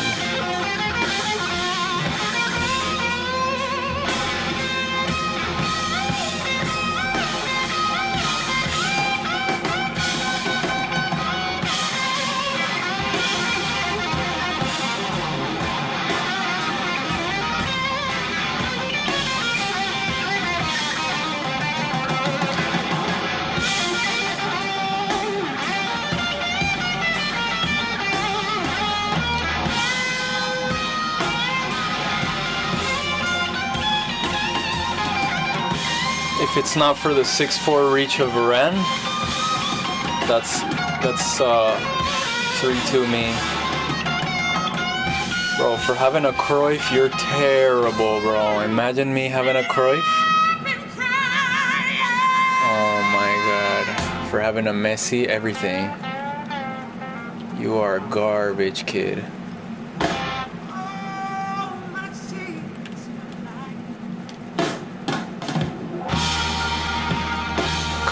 Come on, 75. This guy does not deserve a win here. We gotta go attacking, mate.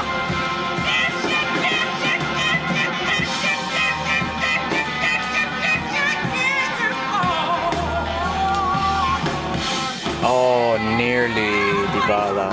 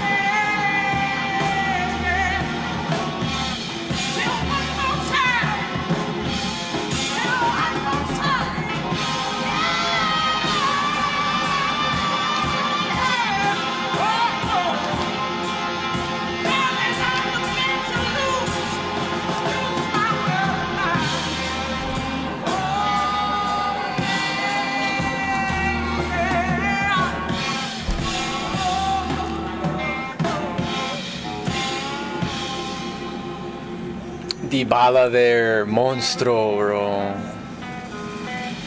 Now we gotta shut up shop.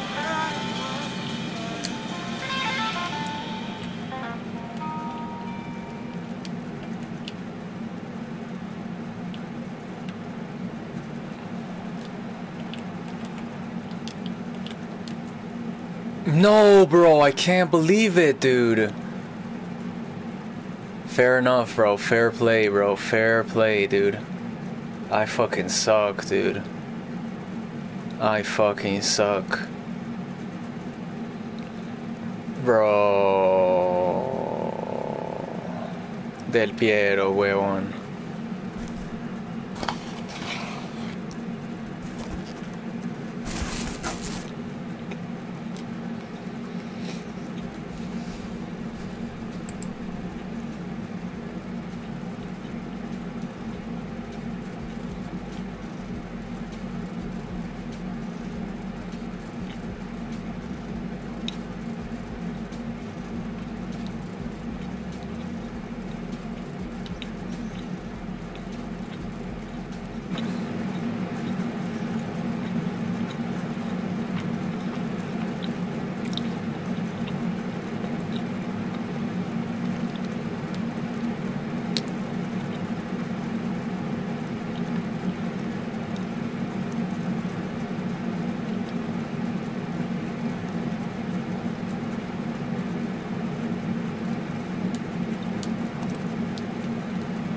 Yeah, he was pretty good. He was pretty good, not gonna lie. Not gonna lie.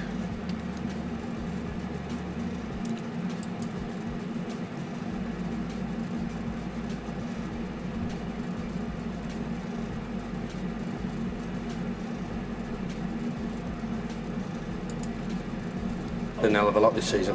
Disappointed, of course. We just couldn't get the heights of the last few months football we played. Very disappointing. The first one was a gift. Solution to their very compact block and good defence. And I was just looking at the keeper. Just looking at the keeper. You know something, Sheffield United have to get a lot of credit for the way they played, you know, especially the plight they find themselves in. I felt I had shifted can't keep doing it. When I made that move. Dybala's sick, Dybala's sick. Gaia, that's a great SVC. That set piece. They're going to get what they deserve, and I thought they deserved that. Sheffield. Wow. You know, I know he's resting some players, and I'm sure we'll talk about it, but Cruyff. I just feel that it's something. Their start is just not good enough, Man United in games. They have to address that. But let's see if he's salty or if he adds me back. That's how you know people are fucking whack like that. Oh, what a goal, man! Manchester United, but they were on such What a a goal! Manchester United going into. If I would have won the game, there's going to be a blip, or is this an avoidable one? Do you think? I think for a team like Man United, it should have been avoidable, but they play on a counter-attack, and like Dad just said, like it's not going to happen all the time where you can go goals behind and claw back 21 plus points. I think at some point, what happened last night is going to happen, and normally I would have said it would have happened against the teams at the top half of the team. And he's not going to have me back. Sheffield United defended well when they had to. They Salty asshole. Counter-attack as well, which is one of United's key things, and that did enough for them to win the game over. So what we're sort of looking at, knowing that everybody's going to have some of these performances, some of these results throughout the course of the season, is whether or not this represents something bigger for Manchester United. Because you said in your column for The Athletic, in your match report for The Athletic, very good at putting out fires, not so good at smelling the smoke. Yes, it's this thing of when the danger is there and clear, Manchester United can just about sort it out. They've got some very good centre-backs, and they've got some very good defenders who are good at the one-on-one action of defending, of I'm going to stop you getting past me. The defence doesn't quite mesh and can play great in some of their parts, which is why every now and again they will concede those really early goals. They've also got the great knockout punch of the counter-attacks, which is why United have, I think it's 24 points from losing positions. And if you look at the all-time list of teams from losing positions, United are at the halfway stage, like top 20 already, which is absurd. And the fact that all of those comeback wins are away from home, which is that thing of when you're away from home, teams do try and play onto you a bit more, and then United have more space to play on. So it's this thing of at home there is the expectation on Manchester United to have possession. They had a lot of possession against Sheffield United, and I think Sheffield United just outfought. There was a naivety to Manchester United last night where they tried for 15 minutes and they put in some really interesting attacks. There were some new attacks that I saw there. There was one moment where Aaron Wan-Bissaka did an underlapping run on Mason Greenwood, which he doesn't typically do, which I'm like, oh, interesting. But then after 15 minutes, when the goal didn't happen, all those ideas sort of went out the window. And then after Sheffield United got a goal ahead, I didn't really see what Manchester United were trying to do. You know, when I was watching the game, I think as I'm watching the game, and because of the start that Man United do have, and it's very slow. For me, Cavani, I start Cavani. I think he's only started 4 games, and I think that he's at the stage now where he's ready to go. His movement and what he can do, especially to a Sheffield United side that they were pretty good last night. They were quite resolute. You need the experience of the movement, so then you get that goal out of nowhere, like he did against Southampton. He made those 2 goals out purely out of his movement and his knowledge. And I believe that he should be starting games, and then you take him off. Rather than you start as slowly as you want, because you're looking at some of the positions that Martial was taking up again last night, and there's not enough happening in the box. Even if they do get it in there, Carl, that they're going to nick that goal and then they can start getting into their stride. There were 2 really interesting moments. So there was one moment in the second half from Anthony Martial when it was playing as the number 9 leading the line, where the Man United sort of tries a curled left-footed ball into it, and sort of Martial gets it and he tries to do something, it doesn't work. The ball gets recycled and goes back to Matic, and Matic is very much, I'm going to try this again now. Gives it to Martial, and Martial tries a spin move, which last season would have worked. Sort of, he used to be really good at that. His hold-up play was really good, but he's in such a funk, and his form isn't in the way it used to be. And also, what's really interesting is he's not getting the benefit of the doubt from referees that he used to do. So Martial is quite good ball carrying, very good dribbler, and he's also, even though he's got a problem with sort of every now and again he runs down a corridor, he tends to know how to fall down properly to get the foul, so it's not that bad. Whereas what you're seeing from Martial now is he's falling down and he's not getting the referee's whistle, and he's also complaining about that rather than sort of continuing to play football. The moment, I think it was the 66th minute, Cavani comes on, very first 60 seconds, Pogba's on the ball on the right-hand side, Cavani runs near post, Pogba plays the ball over, Cavani gets a touch, nearly goes in, and you go, that's the difference between an experienced striker that knows number 9 player, knows how to move, and a striker and a forward in Martial who's just in a really bad run of form. I think Martial, if he is going to play for Manchester United, he should either play on the left-hand side, which causes problems as to where Marcus Rashford plays, or he should either play in a 2 next to Marcus Rashford, because right now the finishing ability that he used to have isn't there. He always had some weaknesses with his positioning, and now he's also not getting the benefit of that. So it's really gone against It's not just Martial as well, because none of the 3 forwards made any chances in the game last night. None of them created much for real anything for each other. I think that has to go down to credit to Sheffield United. I think they defended so well, and they lacked all the spaces in and around the box. They made it difficult to create space, and that's where you go back to getting the ball wide and having somebody like Cavani on the pitch, because then he will cause problems in a box that maybe the ball might drop down in a space because he's dragged the defender out of position just by going to the near post. So I think all credit for the lack of chances has to go to the way Sheffield United defended last night. I think Man United have got the kind of players as well in midfield where they should be playing it through lines. You know, they should be trying to drag people out, because the way Sheffield are going to defend, and you give them credit, people say, yeah, well, they just stand there as blocking things, but Jagielka's 38, he didn't get moved around nowhere near enough. So in the second half, Manchester United did 14 crosses from open play, and Phil Jagielka, 38-year-old centre-back, he knows how to defend crosses. If there's, he might not be the defender he used to be 10, 15 years ago, but he knows how to defend crosses. And there's a moment where surely, partway through the second half, you'll keep trying these crosses and you're going, maybe we should try something else, which was quite difficult. It's quite interesting seeing how much more of the ball Aaron Wan-Bissaka was getting in Sheffield United. Wan-Bissaka's been, onlookers have said he's build-up players and very, very good. And there were 2 or 3 times where he was in open space, and you could see Manchester United players who tried to avoid him because they didn't quite trust him with the ball. But he delivered a lot of crosses. Yes, he did. And some of them were good, of good quality. But it's the issue of when you're against a back 3 and one of them knows exactly how to defend crosses because they've been doing it up and down English football for more than 10 years. You need to be cuter. You need to do something else. There was a chance, I think, the ball's come over the top and it went to Bruno. Bruno's kind of hooked it back. Yes. If that's Cavani, where Martial is, that's a goal because he's already heading to the front post. So he anticipates that. Whereas I think Martial didn't. He kind of waited to see where the ball was going first and then moved. So I think there was chances to win the crosses. I just think in personnel, it should have been a bit different. The execution was just a little bit off. The confidence was a little bit off. And then you could see, especially after the second goal, they just sort of forgot their process. And the same with the left-hand side. You know, Luke Shaw, I know that he's been brilliant. He's played a lot of games. And I was going to ask you as well, Carl, in a minute about, do you think he had an eye on Arsenal and maybe underestimated what Sheffield United would have brought? But there wasn't nowhere near enough from the left-hand side, considering what Luke Shaw's given them at the moment. And then he brings him on for 8 minutes.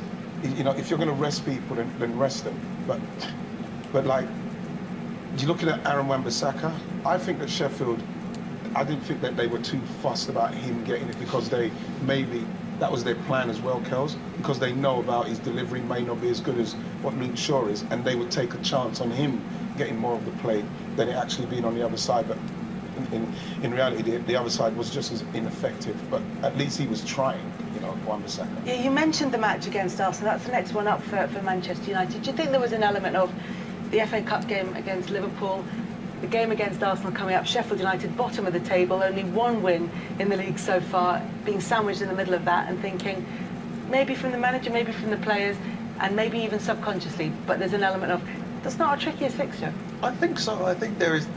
I mean, this is Manchester United have a deep squad, and I'm not sure if I should describe it as strength in depth or just depth in depth. They've been very fortunate with injuries. They're very, very good in their COVID-19 protocols. So if you look comparatively, well, Manchester United haven't had as much cases and whatnot. Their player care is very good at Manchester United, and there's a lot of bodies there, and there's a lot of players there that are able to play football. Whether or not they're able to play football to the level Manchester United need them to be a top 4 team or to be in a title race, a bit more confusing. So Alex Telles is a different kind of left back to Luke Shaw. So Luke Shaw is very much involved in the build-up play. Yeah. Sort of United's passing motion very much goes to Maguire, then to Luke Shaw, then Luke Shaw will go up, and then he has a really good relationship with Marcus Rashford, and they have a connection, and they understand what each other are doing. Alex Telles is a bit more independent, so I'm sure if you watch on television or Old Trafford, every now and then you can hear Harry Maguire go, you have to run it. Or you can hear Marcus Rashford, especially when Rashford on the left, give him instruction. The really interesting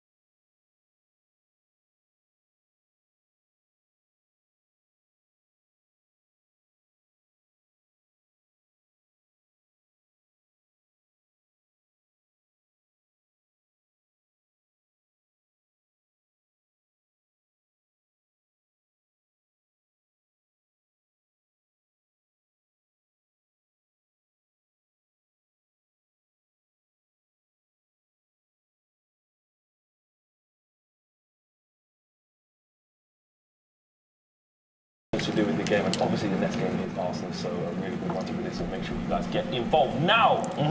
Okay, we'll start with our guest. Let's start with the guest. Ty, Manchester United against Arsenal. You mean after Manchester United? Where There you go, that's fine. That's fine. Arsenal against Manchester United. We'll work with it. Yeah. Arsenal versus Manchester United. Yeah. Arteta, Mikel, as you would call him. You wouldn't use it. Mikel. Mikel, yes. Earlier you said you won't call Oli. You won't call him by his first name, so you call him Solskjaer. Yeah, because the only one I can call by the first name is Robert. That's the only one because he used to play for us. Okay. And obviously, and Alexis. When it comes to transfers, obviously, okay. So Arteta against Solskjaer. He's very happy with his squad, but if a big opportunity comes up, they may make a move in the market in the next few days. Nobody's expecting them to make a move because Chelsea do have a pretty big squad at the moment. But I think what is interesting is what will happen next summer. because we know they will try and sign a striker because Olivier Giroud is 34 now, and they will try and sign a centre-back as well because Thiago Silva is, what, 35, 36.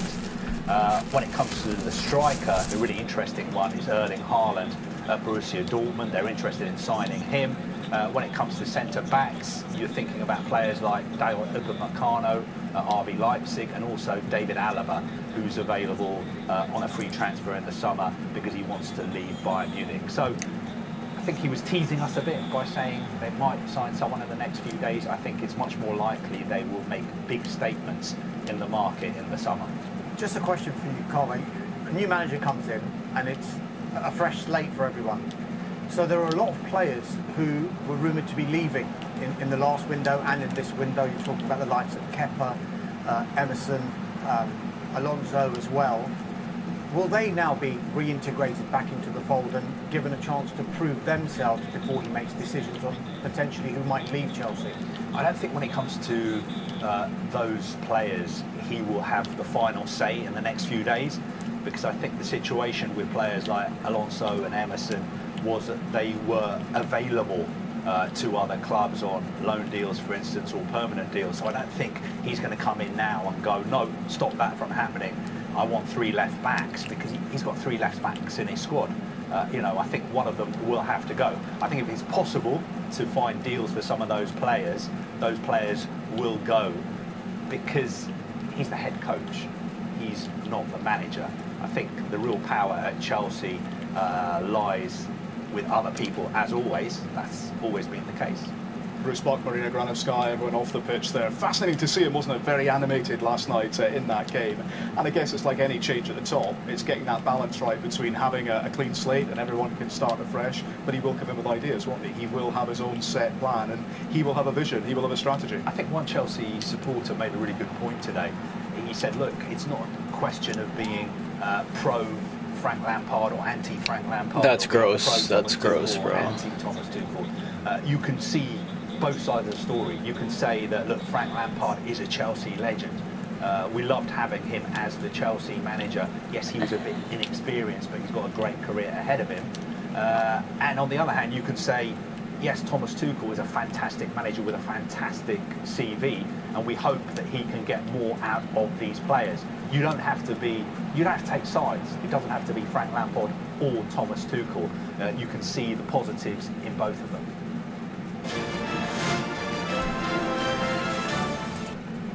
Won the 20th title for us. God of Honor Day. The one that he did the God of Honor for. Oh, yeah. Did you clap that day? Did you clap when he walked out? Did you clap when we won the league? I was I want to clap. Exactly. Well, there you go. I'm not meant to clap. You are meant to clap. I saw someone jump over. All I remember is someone jumping over shoulders. That's a one. I remember. That's all I remember. No, but the thing is, if the team come to your ground and win it, 3 players miss it, 3 of their best players, you give them a clap. Do you remember when don't you give them a clap, though? I remember your manager on top of like the dressing room thing. They got stuck. Holding his hand out. What was the score for that? What was the score for that game? What was the score? That's what I'm saying. Okay. We're gonna go through this again. Okay. I just got a super chat here from Suraj. Says, are they reading super chats today? Yes, we are. We're going to read super chats. We are. We've got them here on our phones, so we're doing it a little bit different today. We're live in person and we're streaming live as well. So bear with us if things might look a little bit different, but we think you guys are going to enjoy this great content. Now, Ty. Yes. How are you feeling about the game? Are you confident? And have you been impressed with Manchester United? Oh my gosh, you have to answer that. Yes, you Honest. do. Yes. Well, how we're feeling the game, I'm feeling fine, feeling confident, hopefully we can win. Wasn't, if I'm going to answer it honestly, wasn't impressed with Manchester United before, but I am unfortunately impressed now because we're near the top of the league. Thank you. So, that's all I can really say if I answer honestly. How you feel about this game though? Are you nervous about this game? Are you worried? We haven't lost on the way. Yes, we had the shock loss obviously last night to Sheffield United. Yeah. Crazy shock loss, and we got him. Yeah. But our away form is super strong. How are you feeling from an Arsenal fan? I'm feeling confident. I'm never nervous. Apprehensive, but I'm never nervous. We've got a good record against Manchester United in games before, so no, I'm confident. Let's bring it on. Waiting for it. I think it'll be a different game. You think you can beat us? I think so, but then I'm always going to say that. I think it'll be a different game to the one when I said that you lot will be scared of us. Why do you think it'll be different? Because, like I said, you're playing better. That time, I think we were ahead of you or something. We both were in bad form. Unfortunately, you got out of it. We unfortunately yes, we did get out of it, descended into it. So but it's going to be different. It's going to be different. You're playing better, unfortunately. So a lot of things different. But listen, we enjoyed that. We enjoyed that. I don't think you have the same problem as Chelsea did, because I think Chelsea thought they're just going to turn up and beat us. I think your approach will be different, but we do good against mid-table sides though. So I think we can just go in there and you're mid-table side right now. I don't know if wait, not even banner aside, yeah. Currently in the league, you lot are mid-table. Right now, with an FA Cup. You know when they do the teletext thing, like back in the day, I don't even know if you're on page 1. You might be on the... This is what I'm saying. It is old school. Old school. I don't know if you lot 1 to 10. When we won the League at Old Trafford, that was on page 1. Bro, you keep talking about the League at Old Trafford. You men have never won the Champions League. If we're going to go back in time, what about when Ryan Giggs showed his hairy chest to the whole world? Against your team, bruv. Do you remember that? I can remember recently. Yeah. Listen up, we won 2 in the FA Cup. I can remember that. We got loads of these, bruv. We can go back. Okay. I'm stepping in. Do you know what? Obviously, guys, you know my affiliations to Man United. And I want to be with KG all the way. Don't be with me, bro. I want to be with myself, bro. No, but what it is if no one keeps control of this, it's true. This could just be absolutely Stuart Blythe says KG looking buff. Never knew he had muscle, big man. What? Nah, I'm big, bro. Giacomo FC, bro. Giacomo. Obviously, other man brands are available, but yeah, Giacomo, give that respect. Josh Bowater says, Ty, state your affiliation. We've got different gangs. KG's gang is known as the Durex gang. I'm Durex gang because I've got the rolled up hat. I'm known as the fence gang because he sits on the fence. They're saying he says if you want to join KG's gang, you're gonna have to roll the corner. No. You can just be on my gang. I can't join any Manchester United fans gang, I'm afraid. No, but you can create your own gang, Delusion FC. Well, I will create fact. I think I will create my gang will be the fact gang. Okay. Fact that we won the League of Travel, fact that we're invisible. Okay, Ty, this is a question for me from Sam Bywater. It says, Ty, do you honestly believe you can get top 4? Oh. That reaction. Yeah, it can happen. Whether it will or not, I don't know, because it's going to be very difficult. But yeah, I always believe we could do. If we do it, who knows? We're going to have to go on an incredible run and have good results. But we're turning the corner, we like to think. So, yeah, I honestly believe it, but if it happens... How does it feel to still be behind Arsenal, though? How does it feel to be behind Arsenal? Well, behind Tottenham. It doesn't feel like anything because I think we ended up... I think it's 3 seasons in a row. And when they win nothing, we won the FA Cup, so, But Tottenham are in the title race, though. Yeah, they were in the title race, yeah. Yeah, I know they're going to win it. No, sorry. That's what Ty cares about. Siraj says, Ty said he wouldn't go out with Mia Khalifa. People say he's deluded. He's really deluded. Mia Khalifa, that's right. I would not go out with her. Why would I go with her? I'd be lucky to go out with her. Well, I wouldn't, after attacking Matteo Guendouzi. Okay. By the way, Mia Khalifa, where are you, you football coward? You still haven't replied. You're there cussing Matteo. Where are you? I've never seen it. I've never heard you since. I think she probably just moved on to other things. Yeah, Jessica Finney says... Moved on. Being scared of football-wise is the way. Next time I ever cuss any of our players. Jessica Finney, big up Jessica. She says, how do United respond after that abysmal performance, KG? Let's get into it. It's a shock loss from us. How do we respond? Let's talk about this now. Let's be serious. Yes. We can respond. We have to respond. If we're going to win the league, we have to respond. You know, and this is a good game because it's against one of our biggest rivals. I call us one. They're one of our biggest rivals. It's Liverpool, Arsenal. Yeah, in my mind. I know other people see it different, but a win against this team will really lay down title credentials. Yeah, I don't think that we should go. I think we should play our strongest team. Absolutely. Definitely play like bring the players in that we wanted to see. Bring Luke Shaw back in. Yeah.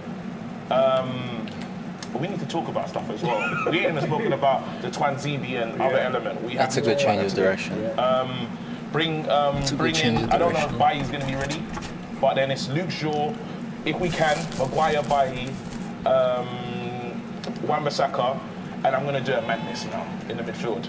Fred, McTominay is back in. Have to put it back in. Somebody, even if we on the, I know people don't enjoy Pogba on the left. Yeah, it might have to happen again. I was thinking maybe on the right. Yeah. So I'll put in Bruno Fernandes, and then I play Martial's not playing. Yeah, and it's a shame because I feel in a moment like this, the club is supposed to stand behind him. Which they have with the statement, the racial abuse. The racial abuse to Axel. We're going to talk about that. We will talk about that. Yeah, but this is for footballing. We're talking about this right now. Sure. Yeah, I'm going to go Rashford, Cavani, Pogba on the right hand side. Saka playing on the right hand side, wasn't he? No, left. Left? Cool. Yeah. Up against Wan-Bissaka. He'll manage it. Landslide tackles. Naja Boy says, Naja Boy's in the building. You guys are doing well. Come on! Love that. Green man, green. 100%. Thank you very much for all the comments. Thank you. And the questions, thank you very much. KA says, Ty has all the smoke from him, Khalifa. Big up all. Big you up all. Loving the show. Thank you very much. Yeah, but I have the smoke for me, Khalifa, because you brought the smoke to Mateo. That's why I've got the smoke for her. She's the one that started. You got a long list though. Mopé. Yeah. Pulis, Allardyce, Pulis as well. Joey Bryan, and Pulis has got the sack, so well done Sheffield Wednesday. Barton has got the sack, well done Fleetwood, and Allardyce is getting slapped up every week, the corrupt cook. Wait, but how do you know about Fleetwood in that though? You're following, so you're just checking to see if he's in the job. No, because I know what the madness that Joey Barton did. He shouldn't be in football. But he was Fleetwood manager when he was on a charge of assault, and he was still working, so he's been sacked, so it's great. I'll be gets out of football, never comes back. The same with Allardyce and Pulis, and Martin Taylor and Ryan Shawcross. You like anyone in football? Of course I do. I like Arsene. Karama says, Ty, what do you think about the referee for the United game? Yeah, well, I heard it's Michael Oliver. So, well, I hope he has a good game. That's all. I hope he has a good game, and it's fair to both teams and the linesmen and the linemen. That's what I hope. Shannon Sharp says, Flavor Flav, what's going on through the headphones when you blamed the rain when you lost to Watford? My name is not Flavor Flav, that's Mr. Ty Mo to you. When we lost to Watford, we lost to Watford. I love the way you're talking to the phone. She's there, bro. She's there. Yes. I haven't got my key today on FaceTime. I'll say that again. My name is not Flavor Flav, that's Mr. Taiwo to you. Don't forget to address me as Sir. That's joking.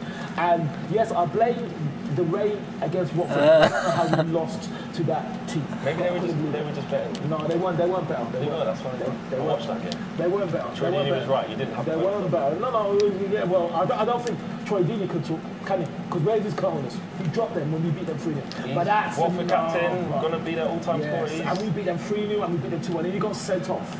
Didn't he? He got sent off. Scored a pen against Arsenal. Yes, and they got relegated as well. Okay.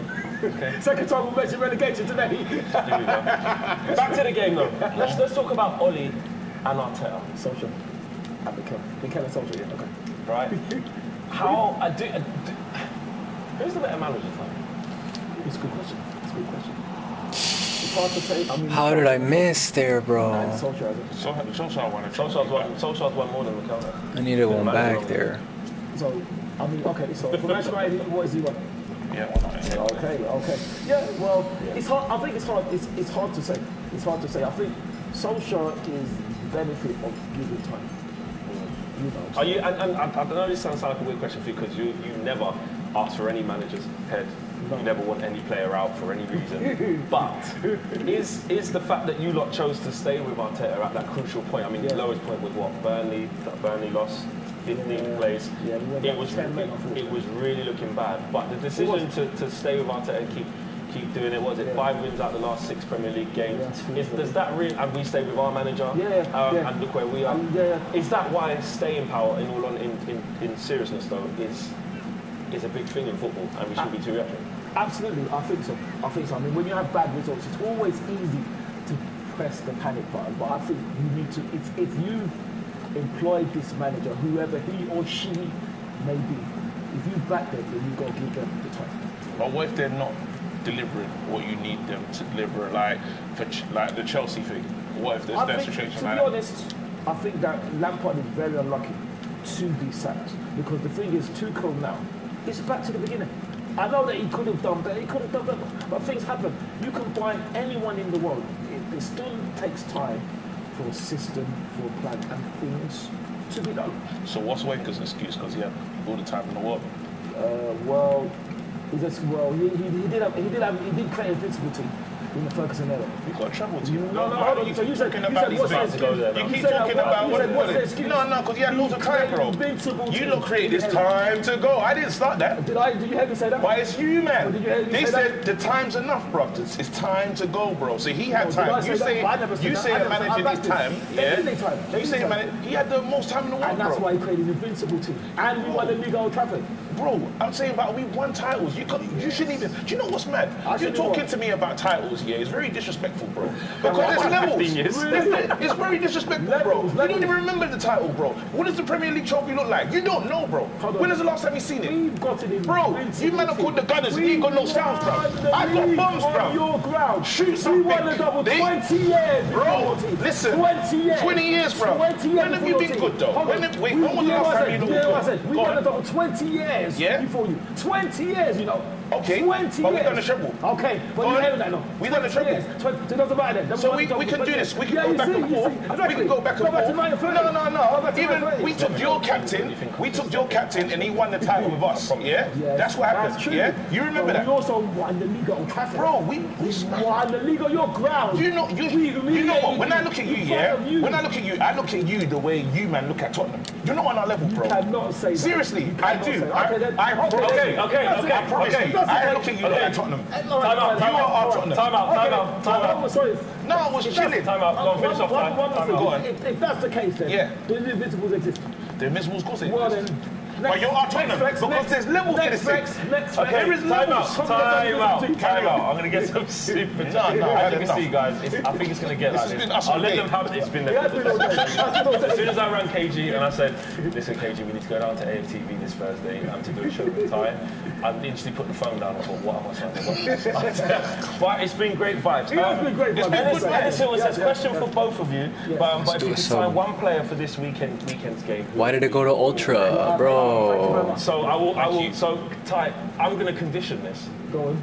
You could choose one Manchester United player you have to sign. Don't say I don't want any. I'm not signing any. Don't say that. You have to choose. No, we'll go from the current squads. Okay. Just to play in this game. So if you could, get a player. So if you could get a player from Manchester United to make the Arsenal this evening. That's whack.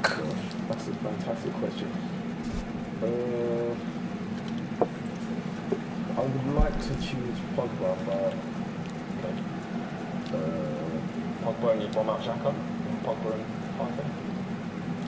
Possibly. But I think if I was going to choose anyone, because of the threat that he's had, he's probably Bruno Fernandes. I like that. Very Bruno. Drop a box for that. Come on. It takes a lot because they've been saying he's playing Yeah. No, they know who he is. They know who he is. KG, if you could sign one player from Arsenal, they're not good enough. No, I'm playing. Wait.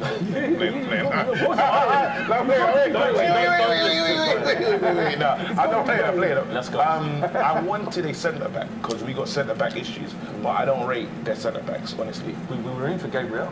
I remember you on the night stand in the summer saying get it done. No, but now he's wearing the Arsenal shirt. I don't want it. But there's one player that it was cheap, bro. We got a bad vote. That's why we didn't get him. It's like it wasn't expensive. It's like he went to Elo. Remember, you lot were turned down by Jamie Vardy, Embarrassment. That is the levels of embarrassment. Can you imagine Jamie Vardy? Can you imagine? Look at your clubs in the mud, though. And Jamie Vardy, how can he say I've got a better chance at Leicester? Yeah, I'm glad that hooligan. He turned you down. We don't want a hooligan playing disrespecting our club. We don't want a hooligan. No, it's embarrassing. It's embarrassing. Anyway, no, it's embarrassing. He's a hooligan. He's embarrassing. Jamie Vardy turned your club down. He could never do that to us. Yeah. These times. So no one can turn you down. Garnasaurus is asking for jobs, you know. So no one can turn you down. He came on F6. How many times? Where's Garnasaurus, How many times did Shearer turn you down? Where's Garnasaurus? How many times did Shearer? Where's Garnasaurus? How many times did Shearer? Talking to Fred the Red. How many times did Shearer? Okay. Time out. Sorry. KG, back to the question I asked you. Who would you sign from Arsenal? He's trying to. Bukayo. Bukayo, Nigerian. We need someone on the right hand side. We need a right hand sided player. I need a defender. But I don't want Gabriel, sorry. Okay, William Oxen says, Ty, Aubameyang is a light-skinned Danny Welbeck. Well, the thing is, don't diss Danny, because if that's a Manchester United fan, he came back to your ground and scored in the FA Cup when David Gea made a mistake. Yeah, that's right. But no, he's not. He's more than that. But that's not to disrespect Danny, because I'd still have Danny at us, but he was injury prone. I like Danny. So that's an I like Danny. Danny says, what do you think of City's form? Also, United will batter helpless Arsenal, lack of shocking form. Yeah, of course. That's what was said before the 1-0 win. What do you think of City's form? Did you say that for KG? What do you think of City? About City. I've never cared about you lot. Again, there's a lot of fans. I don't know what camera I'm talking to. This one here, yeah? No, this one here, bro. There's a lot of fans that are still tickling Pep's balls. You left Klopp. Klopp, that was the one that everyone liked. They was like, yeah, they can win it, they can win it. Look at them now, bro. They're not the same, yeah? Them man, they call them Rattled FC. Now, all those fans have moved over to Pep and just believe that Pep's going to win the league. It is difficult, bro. There's going to be tough games in this league. They were lucky. What about the Aston Villa moment? You see when back on side, what was that? The Tyrone Mings? Yeah. What do you say about that? Was that fair? I don't think so. Bro. It was a cheat, innit? I don't know if it was a cheat. If that happened to you, you'd be in the camera saying, they're a cheat. I don't know if it's a cheat, but one thing I will say, I don't think Manchester United fans can talk about lucky decisions, because in the Ferguson years, the decisions you had was unbelievable. It was unbelievable. How are you able to go that far back when you can't remember Van Persie? How did you go that far back when you can't remember Van Persie? I do remember it. Yeah? I do remember. But do you remember what we did at Pizzagate when your manager was up there and smashed your team? I remember when Freddie got taken out by Rio, had the last man and the referee made way play on. I remember that. I remember when Ruud Van himself stamped on Ashley's knee in front of the linesman, and the linesman gave him. I remember when Keon, violent conduct. Greatest. There you go, violent conduct. That was the greatest. ABH. And what did Ruud Van do to Roddy? Didn't he? He didn't do anything. Got pressure on like a little school kid. You're just in the mix. So in the 0-0, when all your players tried to fight our players because we didn't lose, which is hilarious. Didn't Ruud Van Nistelrooy stamp on Patrick Back? I didn't see it. Oh yeah, of course. I didn't see that winger. When you didn't see it, I didn't see that winger. Time out super chat time. Time out super chat time. Tuber says, KG, can we get an alright? That was a nightmare game. I'm gonna do a real one. Alright. Another one is Barry Haynes says, and Ty, as I read these out. It's the original Barry Haynes. Ex-player. Because I know him. Probably not. As I ask you these questions, I feel like silly saying to Ty, don't get triggered, but you don't have to answer them straight away because I've got to fly through some super chats, but this one probably triggered. Ask Tal how he feels about Aubameyang having a 6-year-old haircut, doing front flips. Zaka threw the shirt and cussed out the fans, and he still starts. The 6-year-old haircut. How about that? A 6-year-old's haircut. Says it's from Clem. Says, Ty, where did you buy your headphones? I really like them. From the army. And then he said, jokes, take them off. I was going to read that at the beginning. I thought we better must read. Do you know what? Let your team try and take them off because they can't. That was so good. Is that Manchester United humour? I'm very amused. The next one, Ty, is, let's get the next super chat out. Delusional FC in full effect today, says Bill Ingram.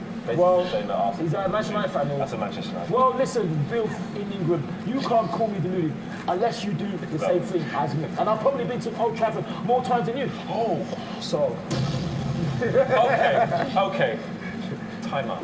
Smash a like on the video, people. Subscribe if you're new. Remember, the video is brought to you by United Stand Picks. We've got over 8K watching. I like that. I do like that.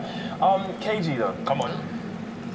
Ask me if he's better than Arteta. You didn't ask me that. Oh, actually, yes. Yeah, he is. I didn't even answer that. Yeah, he is. Arteta's just Pep's, what do you call it, side dish. Putting out the coleslaw. Yeah, he's a coleslaw, bro. Yeah, he's won the trophy on the other. Okay. Yeah, people can win trophies, bro. Di Matteo won the Champions League. Something that you've never done. Something that your club's never done. Di Matteo. Mine is one of yeah, things can happen. Madnesses can happen, bro. Ferguson didn't do, yes. Yeah, but okay, yes. My manager retired, your manager got sacked. It's embarrassing. How did your manager get sacked? Wait, how did what's embarrassing? Bro, your manager got more love. Listen, your manager got, bro, I'll let you go. Bro, be a moderator, fam. Who's going to go first? Who's going to go first? I don't need a moderator. I was going to just talk. Hold on, let him talk. Here you go. Let's talk about. Stay on the subject I want to talk about Arteta and. Yeah, of course he does. because you were saying the question was who's better, Arteta or Oli, and we've ended up with Wenger. Yeah, exactly. Exactly. Processing it, you've done that as well. Exactly. And you So, know why? both of you, No, can because you I please just stick said my to the points topic? about why? Okay. You know why? You know why? He Because keeps bringing up these old school no, things. because Carry on.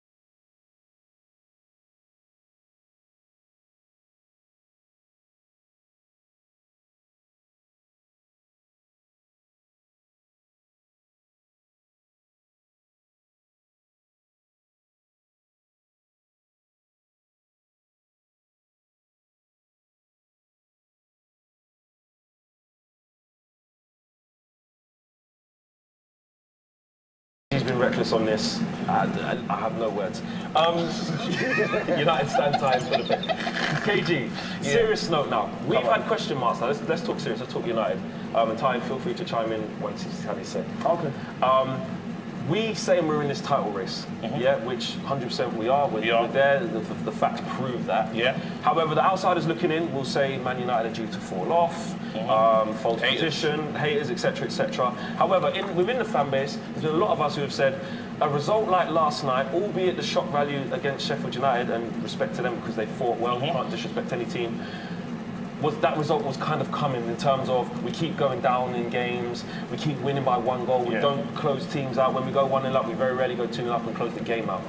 Now that result has happened, do you think now there's going to be question marks or questions to answer with our mentality now? Because if we go and lose to Arsenal, you saw what the meltdown was like after the Sheffield United. Disgusting. So, are you worried about the mentality and the boys kind of showing that they're ready for this I think when you look at our club, the fact that we're in this position shows a strong mentality. But now we have another challenge. Yesterday, we failed as a unit, as a team, from management to the boys on the pitch, 100%. I think Oli had his mind on the Arsenal fixture because it's a bigger fixture. Like, he understands what this game means. He played in it. You know, was that wrong? It was a mistake, you know, because I think that, let's say, the pressure's there now because people want to write us off already, and if we lose tomorrow, they'll say they're pretenders. Saturday, sorry. They'll call us the pretenders. Like, you were never that good. And then I think it gives a new voice to the Oli out brigade that have been really quiet recently. They kind of came out the woodwork yesterday when we played. I think now, on the weekend, it will lay a marker down and say we are a real side, because when we beat, who was a big game now for Burnley, that was a tough battle. Liverpool fell to Burnley. So that showed we're a top side. That showed that we could be a title winning side. Now, blips are going to happen along in the season. Are you going to lose games? Yes, we are. I don't think it's going to be a season like, I know Man City's done it in the past, where they'll win from now to the end of the season. I don't think that's happening. I think there's a lot of hard games in the Premier League. COVID plays a part. No fans play a part. And you get to the point where teams are fighting for their lives. You're not going to want to play Sheffield United in like 5 games time, because if they're fighting for something. The lower, when you fight these relegation teams, people We've been struggling against them all season. Exactly, really, because these teams again. These are players' livelihoods that they're playing for. So they're gonna put it all on the line. And have you got the fight to beat these guys? When we played against Burnley, we battled for the first 45 minutes. Second half, we showed our class. We didn't battle in that match against Sheffield United. That's why we have lost. to earn your stripes. You have to earn it. Like each thing is earned, and a true winning side shows grit. Now against Arsenal, the form book goes out the window. You know, it's like it's a rivalry. Like we turn up there, and he did have his eye on it, because I think it's getting to Ollie potentially that they keep saying he doesn't win the big games. You know, and as much as he bats it down, he wants to prove a point. We've beaten Liverpool. We had the Tottenham disaster. We played Man City. We haven't had Leicester. In the league, we haven't done it. We haven't done it, but Leicester. There you go. True. So then these are the issues that I think he wants to say to the players. Look, we need to let everyone know that we're a real team here. And I think the boys, because you got Pogba doing interviews saying, we ain't done anything yet. We ain't done anything yet, but we can win it. So I think after that game, the boys have to be in the dressing room and say, we've let the fans down. But then at the same time, and this is why, like, I think we're here, but this is why the fans, and I'll talk to the fans out on the racism thing, you man are dickheads. Excuse me, I know you're not on the swearing thing, I know that's not you, but you man are chiefs, bro, because this is the stuff there. You want these players to go, it's like they're Man United players, then they failed, and all of a sudden you realise they're black. Or all of a sudden, and again, hence why when you see me defend players, I've been defending when people talk about Rashford, they talk about Aaron Wan-Bissaka and all these other players, and the little the small things that people are saying, because you know some people, that's their honest feelings. I'm not saying, and remember, the people I'm talking to are the racists. I'm not talking, if you're a Man United fan and you don't feel this way about black players, this is not for you. I'm talking to people direct that can go out and tweet these things to these players. These are our players, and you wanted to win something, but then why would I fight for you? You got to think of it like that.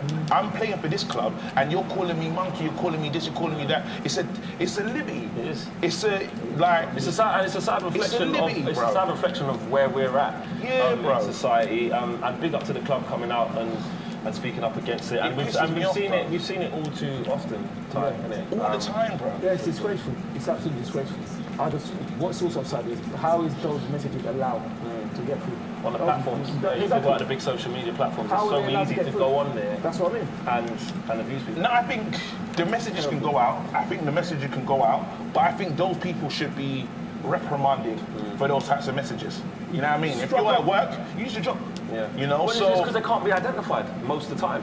I know there's things in place, but it's so easy. They got powers to find these. Get out of this. They got powers to find these people. Is all I'm saying. I think it's a shame in football, because as a black person, I know it's always been there, and sometimes I know that it can be masked as something else. So when it comes out and people call Martial lazy, like I was disappointed with Martial yesterday, but then had I had all of this stuff coming up, all this racism stuff, I won't talk about it, because it's like this is almost more fuel to a fire to the people that feel that way. So now I'm using almost similar rhetoric. Yes, he didn't show desire and get back, but then the lazy thing, that has another. It's about using. It's about not trying to use negative connotations to describe black players and us. Exactly, but also which we do want to get out there, and I think this is so important. This is what I think is so important. As much as everything KG said is true, you also have to remember the balance, because actually what we don't want is an arena where people feel like you can't. If you're black, I better not say you didn't have a good game. Yeah, you know what I mean? And it's about understanding the difference between that complete racial bias. Agreed. And agreed. So agreed. Exactly. I totally understand this this point, and it's sad because we should be able to just talk about football, enjoy it. We have to talk about. I love the game of football, but then it's because when you talk about what these players know and these players like, we got one job as fans. I always say it: support them. That's it. We have one job as fans: support. And then let them go into the pitch and feel our energy and hopefully give us the win. Now, if as basic humans, you got to say to yourself, if you go to work the next day and then everyone at work's been slacking you off, why? Why am I going to give? Why am I going to run the extra inch and do this? You don't care about me. You know what I mean? So we have a role, and I hope the positive is louder than the negative in this thing. I really hope that the players watch Twanzibi, Martial, we respect you, we love you at this club, and we, the Man United fan base is behind you. 100%. The cretins, they have to have a good look at themselves. Bill Ingram says disgraceful behaviour on some so-called fans, which 100% it is. Yeah. Sorry, man. So we have to think about it. Right, Ty. Why don't you say sorry for Yeah, exactly, 100%. Actually, I'm not sorry. Saturday now. Yes. What are you? I feel weird. I feel silly asking Ty these kind of questions because I kind of know the responses. He's but worried. You still got to. What? I ain't worried. You are worried. What? When you look at Man United, what do you look at that you think that worries? Is there anyone you're particularly looking out for that you're scared of? I'm not scared of anyone. I can count them. We respect them, but we don't fear anybody. You're not afraid of Rashford? I'm not afraid of anybody. You're not afraid of Bruno? All right, I'm cool. not afraid of anybody. We'll leave Rashford out. We'll leave Rashford out. I respect them, but I'm not afraid of anyone. Not when they're playing. There's no point. Arsenal going to win this game? Yes, I hope so. I'd like to think so. How do they win it? I don't mean from a fan. I'm like, talk me through how you guys are playing. Who you think should play? No. That's a Michael Owen. That's a Michael Owen one. Yeah. Michael Owen, half Martin Keown. With a bit of Jermaine Genius. Big up Jermaine. No Michael Owen, no Jermaine Genius. Martin. Oh, you don't even like Michael Owen then? What's he done? What's he done? What's it? Because of the way he tries to do something. No one's allowed. You got to remember, KG. Nobody's allowed to say anything negative against. Wait, when did Michael Owen not talk about it? He does talk about it. There was one time he said, we don't look like a top 4 team. We're in the top 4. I mean, he was right. But he wasn't right. This is not now. You're not, though. But this is not now. This is years ago when we were top 4 every season. See, he prophesies it. It's a prophecy. You lot are not top 14. You're mid-table team right now. We're not mid-table. Have Leicester replaced you in the big six? Leicester can't replace us. Why not? Because we're irreplaceable. Beyonce. Exactly. Other Beyonce songs are available.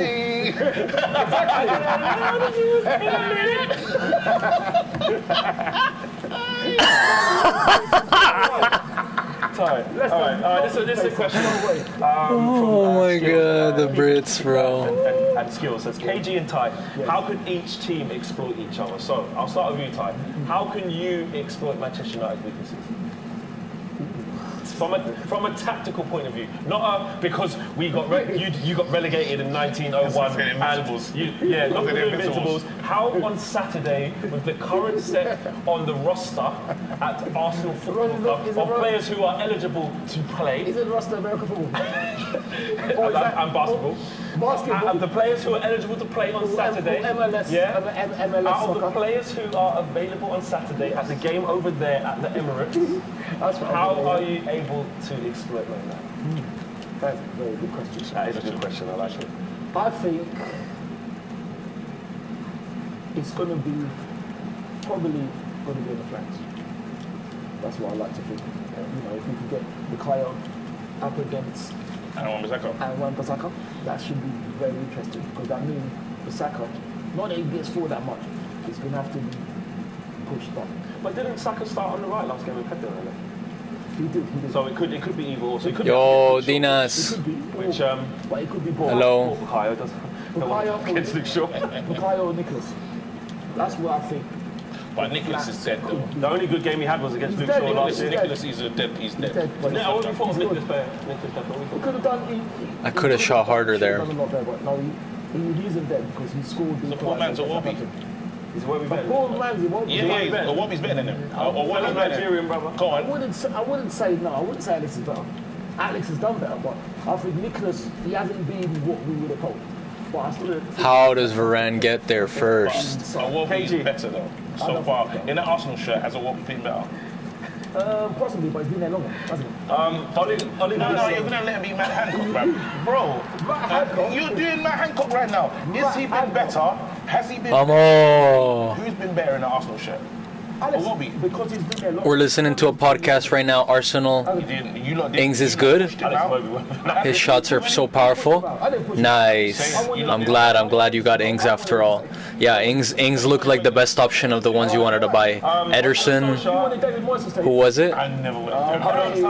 Ederson, Allison, or Ings? Something like that. Oh my days, Ollie in. Ollie has paid a subscription. Ollie is an official member of the United Star Members Club. Ollie can see back in it right now. We're back in it in this game, but we gotta make some subs. Hold on, let me make another pause. Arsenal, they have defensive lapses. Then I would say even down to Firmino, yeah, Firmino, Ederson, and Ings. Yeah, I think Ings was the best of those three. No, they're a bit petulant, I would say. Good goal there by Correa. Now we gotta win it. In a quick succession, you had Gabriel, Pepe. Yeah, some of them deserve, some of them undeserved. So definitely rile them up and wait for those moments. And we are due a penalty. We are due a penalty. Half-time is 17. We are due a penalty. Half-time is 17. Yeah. And half-time is 17 losses. Yeah, the Ings headliners beast. But 70 at 17 losses. Was it 17 fouls in the box? 17. What you mean when Fernandes for that fouled the West Brom player and the referee gave him a penalty? Yeah? So that's the one moment you're talking about. I'm sure there's lots. I don't watch Manchester United, so there you go. So I'm telling you now, there's watch match of the day though, isn't it? To see what's going on. What we've been doing. When we win, I have a good result. You ain't watched match of the day in time. Macario says. Did this guy make subs too? United will win, and you will blame the referee. Have you pre-recorded your match reaction? Next, ask me something sensible. Okay, ask me something sensible. He says, have you pre-recorded? Honestly, pre-recorded when we won. Yeah. Rashford is going to be. I think Rashford. What? Rashford and Cavani. I think. What was that the next pass? Nice win, Duncan. I think I worry. Weak foot cross. About them in the air, but we've got enough weapons to hurt Arsenal. I think we sit back and attack on the break. Just play like how Man United have been playing. You know, when we pick our moments to go at them and sit back. Arsenal, when they're, I don't trust it. When they're on the ball, I'm not scared. I'm not scared of Arsenal at all. Yeah, the one player I think is dangerous is offside. Saka. Yeah, and Emma Smith. He's good. He's very dangerous. He's good. But and that's why I want to see the McTominay thread in there, just because they have to be busy. You know, we saw why we needed that energy in midfield in our last game, you know, against Sheffield United. If we had energy, I think the game goes differently. Now, I know Ollie, I'm not going to mention Donny van der Beek. I know probably people at home are like, what about Donny? He's not playing. He's just not going to He's not playing, so I'm wasting my time mentioning him, you know. I think with Cavani's work rate, Greenwood playing, and Rashford, with that Tavernier. Pogba, the game's almost over. That's a good enough team. Get back, Savage. Enough attacking players to get something done. Get back, Chiellini. And stop their attacks. Tiago says, Ty, if it rains on Saturday nice. Arsenal lose, will you blame the rain again? Next question. Ask me something sensible, please. No, but you haven't blamed the rain before, so actually... but in fairness to Tiago, they can only go off the... Go, Muriel. Go, Muriel. Oh, yes. Good win there. Okay, can I ask you this question? Big up for the super chat there, Tiago. Please don't answer. Who should we go with? We should go with Dybala. Can I ask you this question? And this is for people who actually maybe see you on AFTV and have these perceptions of you, that, you know, the delusion, and they say, no, I overshot it. Like that. Oh, that's Sergey. Why was he going with his left? That was terrible. Says something about Arsenal. Yeah. Do you ever? This is a genuine question. Do not laugh. I'm being serious. Do you ever sometimes, when you get home after AFTV or whatever, do you sometimes sit in the chair and go, they have a point, or is it like you refuse to hear any like thing that's true about Arsenal, even if it hurts because they're your team and no matter what, you will support them and not say a bad word. Like, even if things are glaringly wrong, do you ever do that sometimes? Just think, No, because it's my team, innit? So, you know what I mean? So when you go home today... Always back the team. When you go home today and you remember, because I called you on the table side, yeah, you haven't liked it, but then you are. When you go home, Damn, bro, mad draws. Too many draws. Are you in the table club? No, we're not in the table club. Where you are sitting now, it's in the table. I'm not lying. The facts are there. It's like you are mid table. We're not mid table club. We're not mid table club. Adastra says tie. Can Arsenal win the league within 5 years? There you go. That's a simple. Well, it's kind of a silly question. Absolutely useless. Never. Hopefully, never more. You man ain't winning nothing. I bet you said never. You man ain't. Go on. I bet you never said that would happen, would you? Look at the time that you're drawing back to. Absolutely. Do you know what? People used to 3310s in them days, you know? Do you know the kind of phones like Express on cover? This is how you can't. I don't want to hit holophonic days, bro. You had Ferguson. I'm saying Dreamcast, straight crazy taxi. You know what they were doing, bro. You had the regular manager and we won. Wait, 5 years time. In your face. 5 years time. Can you win the league? How can you say 5 years time. Can you win the league? Can you win the league? 5 years time. Can you win the league? Hopefully. Ha! No. You can't say no. You know Arsenal. We can win the league. You know Arsenal better than me. Yeah, I know you're dead. If we're dead, how did we win the FA Cup last season? No, but if we're dead, how did we only win the FA Cup? And yet you did. What did you win last season? We didn't win nothing. We didn't win. We went down. Did you win the FA Cup? Did we go down? Did we go down? That doesn't mean no. You finished 8th instead. No, but that means we're not dead then, are we? Because we won a trophy.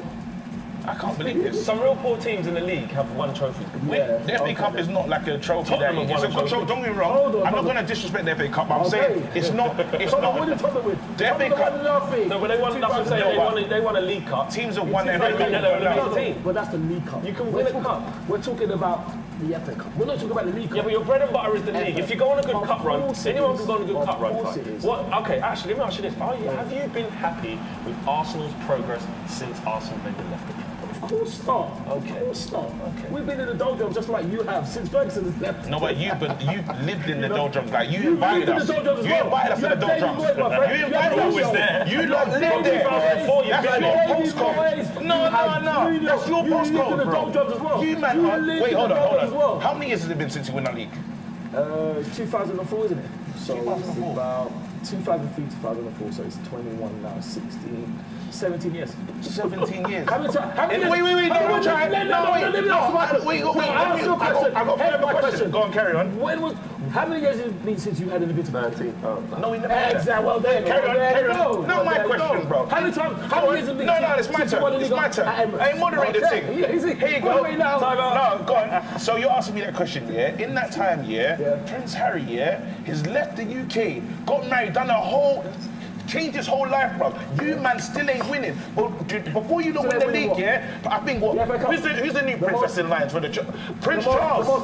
Prince Charles will be the king, and he's still Prince Charles could be the listen. Prince Charles. Order.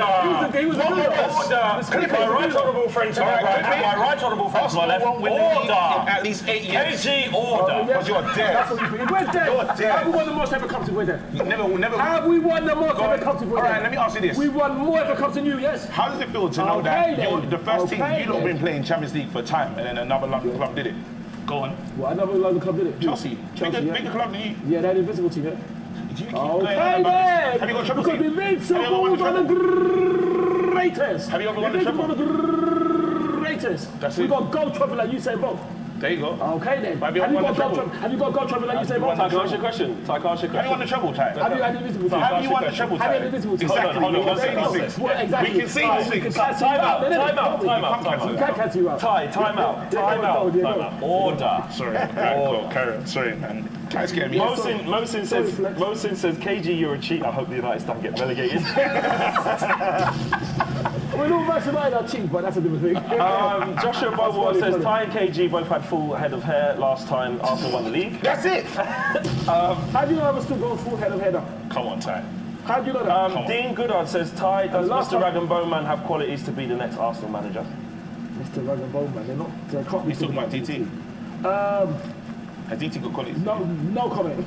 Okay. I don't think DT wants to be Arsenal manager. No, He's quite happy with DTFC. Ty, can I ask you a question? Possible. We've got about 5 minutes left. Yeah.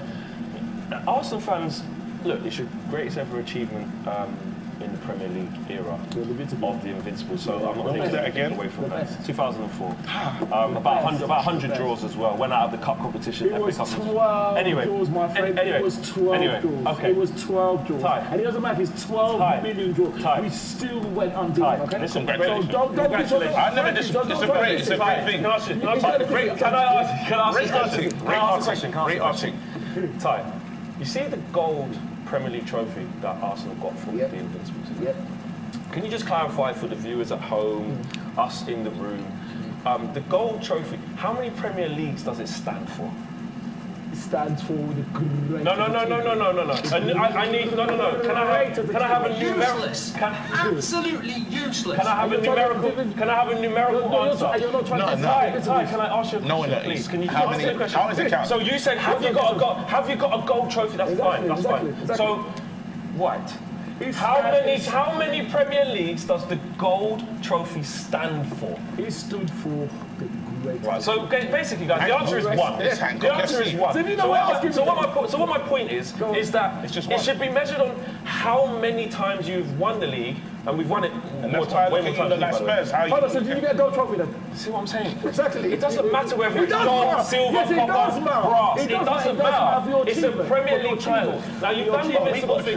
We got a treble in one Champions League. So that's why. So you said we're dead. Sorry, Fleck. You said we're dead. If we're dead, how have we got the Invincible team then? No, congratulations. Thank you, congratulations.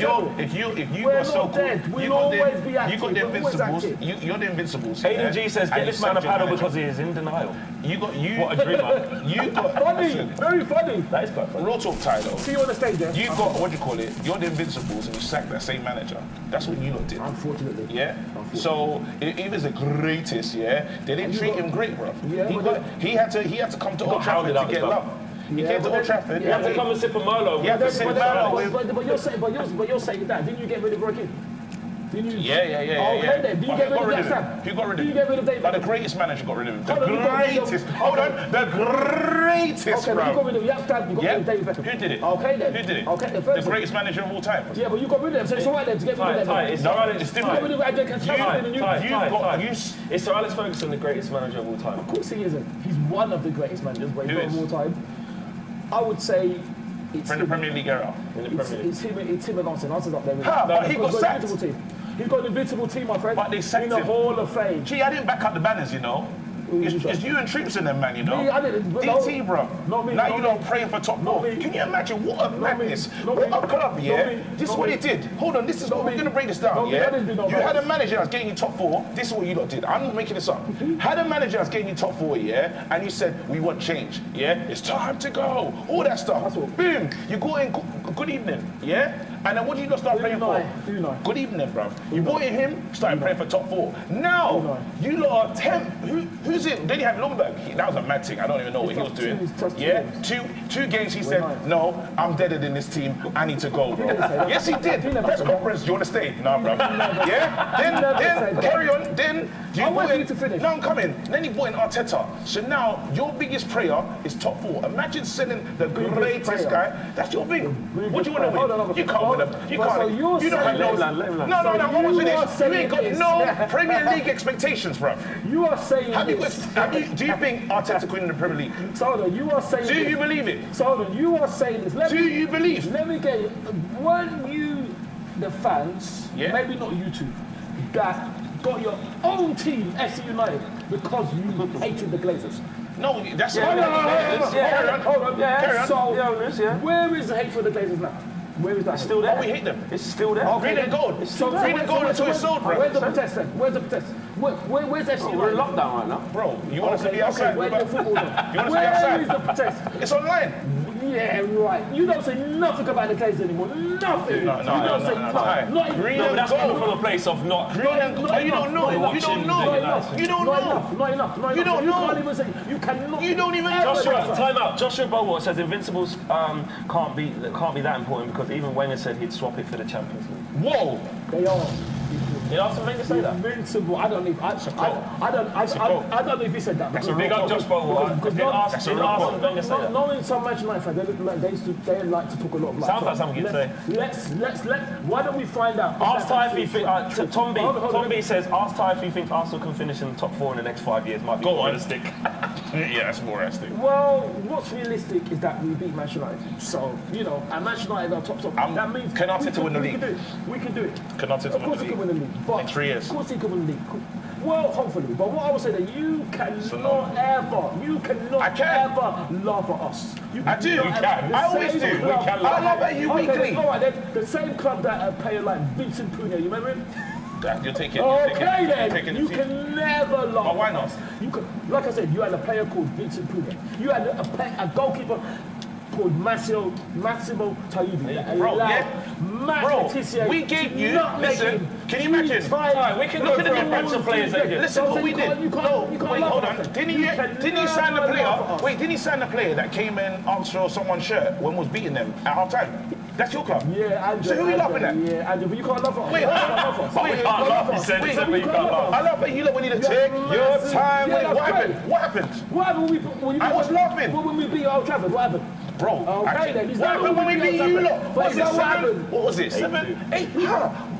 On your club? And we won the league at Old Trafford. We won the league at Trafford. Okay, time. You can't We've out 8-2. Order. We have come to the end of the show. My brain is. We've been at this. We've done stuff on AFTV. Make sure you guys go and check that out. Smash a like on the video if you do subscribe. My brain is I knew this would happen. We can't talk football. No, when we're off camera, guys, it's worse. But when we go shop, it's beautiful. But as soon as he starts talking about his team, I'm like, no, they're dead. You can't say that. You can never. All right, that's just how I feel. It's how you feel. Okay, we're gonna finish off. Ty, give me a scoreline. What, on Saturday? Manchester United 0, Arsenal 5. He don't believe that. I wish I would say that seriously, but I'm not that arrogant. Manchester United 0, Arsenal 2, hopefully. 3-1. Man United. Live. They score first. You know what you do after that. I'm going to go over 2-1 Manchester United win. I think this is an uncomfortable. In all seriousness, I do think this is an uncomfortable game. It's not uncomfortable. I'm very comfortable. It's an uncomfortable game for me. Comfortable. I feel we've got to go there and put in a performance because Arsenal won't be mugs. I don't feel. No, that's right. That's just how I feel. Guys, thank you all for watching. I've been watching the comments here. It's been absolutely jokes. You lot have been loving it. Big up to all the super chats. Remember, this video is brought to you by United Stamp Picks. Make sure you enter. There is a link in the video description below where you can have your chance to win your share of £1,000 and also entry to win one of 4 Manchester United shirts as well. I need that. Check it out. It's a funny, dope game. It is enjoyable, and you know what better week to start than now? We are going to play every single Manchester United game, but against these guys, you've got questions like how many shots is Bruno Fernandes going to have? Probably double figures. Zero. How many tackles is Wan-Bissaka going to make against Saka? Zero. Probably 15. 10. Probably 15. Something Probably like zero. that. How many goals is Lacazette going to score? You know, none. Useless. 3 for 10. Absolutely useless. Yeah, we'll make them look useless. Yeah. Guys, thank you for watching. We will see you on Saturday. And Ty, will you come and do a fan cam, win, lose or draw? What, on Saturday? Yeah. You're not coming on StreamYard. Well, if we win, yeah, because the thing about it is that the reason why I'm saying that is because when we won, I didn't hear you asking for me to do a fan cam. When we beat you that one day. No, you was there. Oh, actually, we just didn't organise it, to be fair. But I'm sure it wasn't really want to try it, to be fair. Okay, yeah, I'll do it. Yeah, of course. I'll do it because I show up whether we lose. I've done it. I've been outside the Emirates. I'll do it, bro. Yeah. And on that, I'll do it. And will you go? Of course, I'm straight there. Of course. Win, lose or draw, I will come to AFTV, bro. Okay. Of course. Guys, you heard it here first. Thanks for watching. It's been a blast. It's been a nice little change to do it as well. Keep yourself safe. And we will see you guys on Saturday. Peace. Hello everybody, welcome to the Margong Bridge. It's not That's Football. I've never done it on this channel before. It's the United stand. It's Manchester United against Sheffield United. And it's a big game. It's the chance. And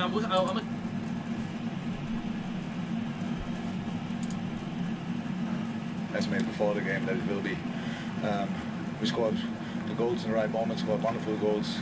The right people scored the goals we want, and so all good apart from obviously John Martin had to run.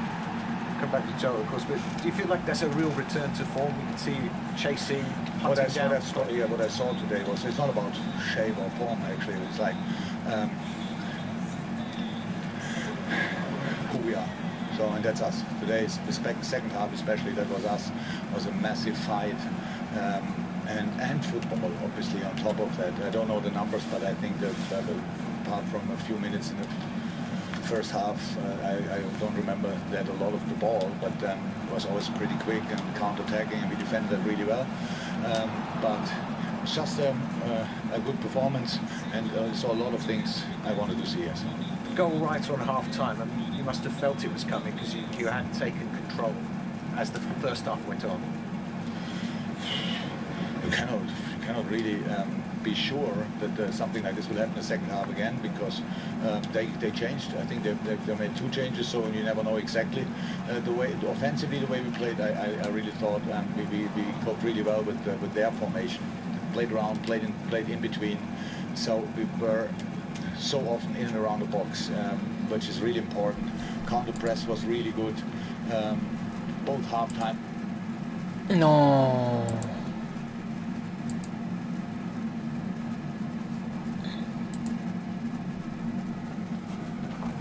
Yeah, exactly. Well, now we go. Thank you. Well, they were interesting comments. So let's get into it then. Were you surprised Liverpool haven't moved into the market, or is it a difficult market in which to manoeuvre at the moment? Yeah, centre back. Definitely different. Yeah, much needed. He doesn't think much has changed. What did you see that was different in Liverpool compared to the last few games? The creation of chances for starters. Don't let anyone say that Liverpool are missing loads of chances and that's why they're not winning. Liverpool haven't been creating chances. They haven't been prizing teams open. Teams have been coming, and teams that are down the bottom of the league really have been coming and making it difficult for Liverpool in recent weeks. Today, they got chances. I thought the wider of the 3 up front, Mane and Salah, started wide today, and I'd much prefer it when they do that, because as soon as Firmino just starts dropping into that gap, they've got room to make their runs inside. We saw it on at least one of the goals. We saw other chances. Sadio Mane had a few chances, and all of a sudden, when they do that, then the fullbacks can go. It doesn't work if fullbacks just play high and stand there, and then all of a sudden they come inside, and you've just got 5 flat across, and the team will just sort of sit back.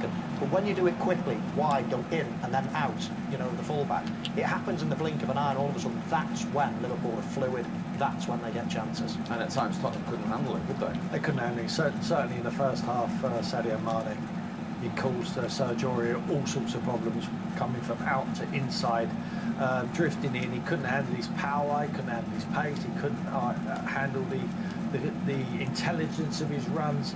He was just a mistake waiting to happen. I said it from the start. When I saw the teams line up, I thought it was a risk playing so many inexperienced players and non-reliable players in Sergio Aurier in that back line against a team like Liverpool.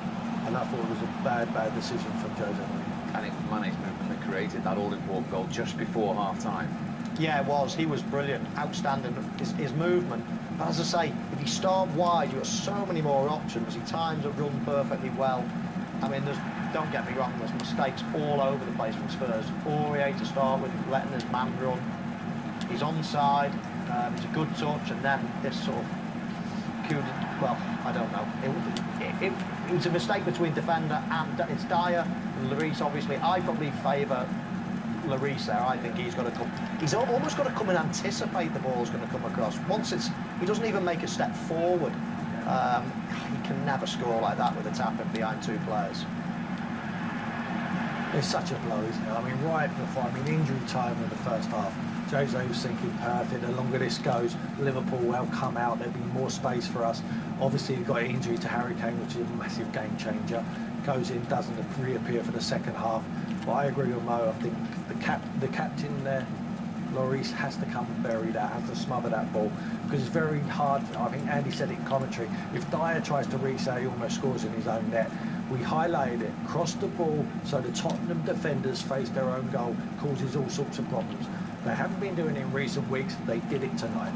And at the start of the second half, Tottenham didn't cover themselves in glory again defensively. No, not at all. I think we're going to show that. First of all, there, Doherty lets Mane run, he just slides it, but Hugo has to do better there. Lloris has to do better. Great finish from too tight there, Doherty. And look, Bergwijn has to be back. He's there, you see, we're going to highlight him. Davis has got Salah, and there is the goal scorer there, and Bergwijn has to be back there. He's normally very diligent. He normally does his defensive duty. That's why he plays ahead of Gareth Bale and a few others like Mora. But on this occasion, first and foremost, he gets too tight there.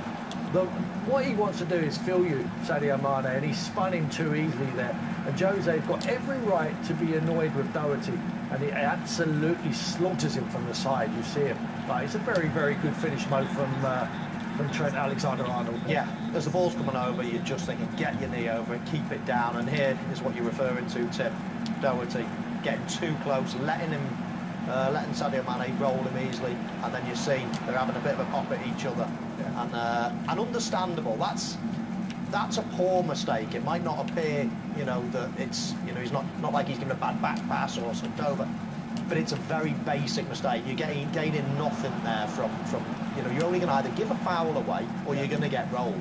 Sadio Mane's too long in the tooth, too clever, too strong, too quick to lose the ball there. So no matter what he did, he made the wrong decision. What about the way Tottenham hit back then? Some strike for Højbjerg's first goal. It was, yeah, he drifted forward. I thought that the midfield of Liverpool got over to one side, the left-hand side, left a gaping space there, and he comes onto it and he cuts across it and he just slices it away. He almost drifts in. Firmino lets him go. All of the midfielder across that side of the pitch, leaves a gaping hole there on the D, and he just slides it. He cuts across it, Mo. It's a good technique, and it's always going away from Alisson. Yeah, I mean, he hits it well, don't get me wrong, but he's not quite out the middle. You see slice across it, you see the ball spinning away, so that would suggest there's a bit of slice on it, and they're always the ones that go in the corner. When you just don't quite hit it in the middle, if he absolutely hits that out the middle, it goes down Alisson's throat. But he just mishits it and flies into the far corner. But then, Steve, you think, come on then, go on, there's the momentum. Say, Let's get forward. Perhaps that's when you need the fans in the stadium. They're on the up. What can they do? No Harry Kane, but you've got plenty of other options on the bench. Made a few changes. It just never materialised. And I think Liverpool, at that stage of the game, could have put their heads down, but they didn't. They picked it up, they kept possession, they continued to create chances. They won 3-1, but they thought that earlier on they'd gone 3-1 up. What was your reading of this situation? I was surprised it was disallowed. The referee didn't give a handball there, and then the game goes. There's one pass there, Sadio Mane in possession of the ball, another pass across, Salah with a good touch, and he strikes into the back of the net. I mean, the handball rule, I thought, was only if it was the player that makes the assist or the player that scores the goal. Now this was it was in his own half, so it can't be, for me, it can't be brought back as in that's the same phase. The referee's gone over, he's looked at the monitor, he's then had it in slow-mo, which I disagree with. That was never supposed to happen with VAR. You're not looking, and he's about to make a decision, and then he goes back, oh, let's have another little angle here. And he sees it hits his arm, but if you look at it carefully, actually, it hits Dyer's arm before it bounces up and hits Firmino's arm. So I don't agree with that decision, and I'm not sure the referees are sure themselves, if I'm honest. Well, the former Premier League referee Chris Boy has told us, and I want to quote him correctly, a deliberate offence by the attacking team in the build-up to a goal occurred. A deliberate offence. So okay. So then the argument is it a deliberate handball? Now, I don't know. I'm not sure you should be able to bring it that far back, as I say, for starters. I'm not sure that it was deliberate. As I say, it hit Dyer's arm. We could argue about that all night, whether it was deliberate or not. There's no argument about the strike at the end from Mo Salah, but I'm surprised that it wasn't given as a goal. Tim? I thought it was a deliberate handball. I think that it's so far away from the goal that I agree with Mo. I think that it should be allowed to stand. I think if first of all it comes off of Eric Dyer there and it ricochets onto Firmino's arm. And I think that the referee is going to make a different decision until he sees now, turns around and sees the close-up, sees it in slow motion, and it obviously looks deliberate from there. I would go with his decision as deliberate, and the rest is the interpretation. Is it a direct chance at goal? I mean, it was 2 passes later. Wow, that's like 5 draws today. No, it did. That's mental, bro. Steve, we saw it last week, is we're getting new rules in the game. Just draw after draw after draw, bro. But what we're getting then is, you know, how do you interpret these? So we saw an offside decision for Aston Villa, the Manchester City Div 4. against Aston Villa the other day. Now, let's get it right. The referees didn't have a clue. They did not have a clue. They'd give what they thought on the day. They'd back the referee, you know,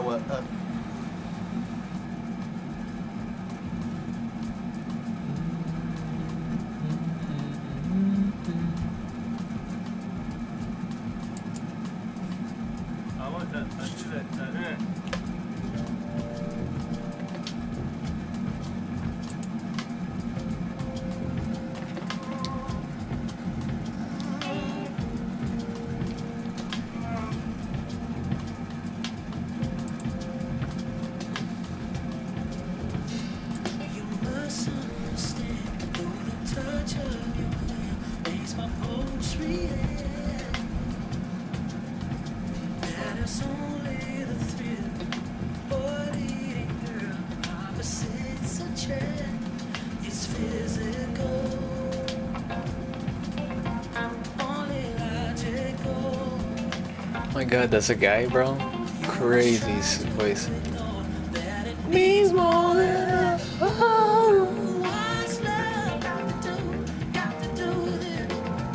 what's love? What is up, can hand in motion? What's love got to do with it? Who leaves a heart where a heart can be broken? It may seem to you that I'm acting confused when you're close to me. Pretend you love days.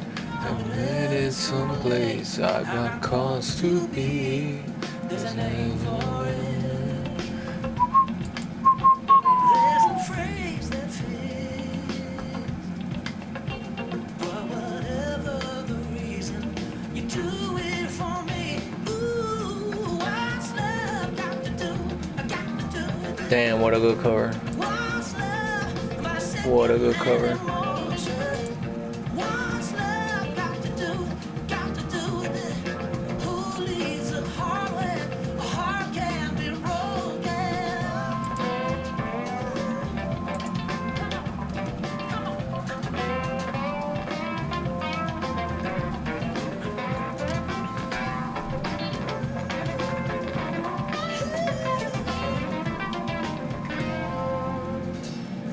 Taking on a new direction, but I hate to say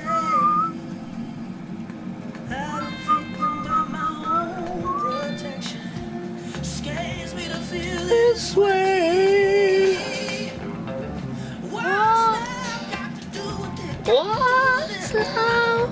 What's love but a second-hand emotion?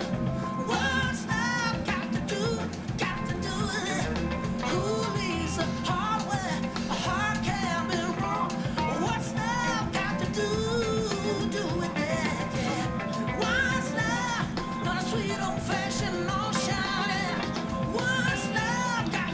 This guy's crazy, bro, for that one. Let's play this one.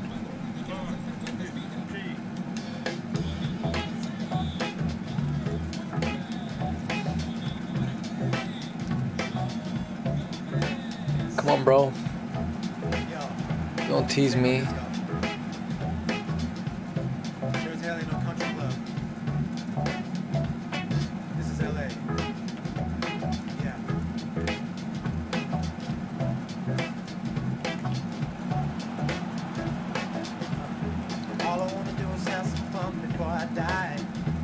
Said a man next to me out of nowhere.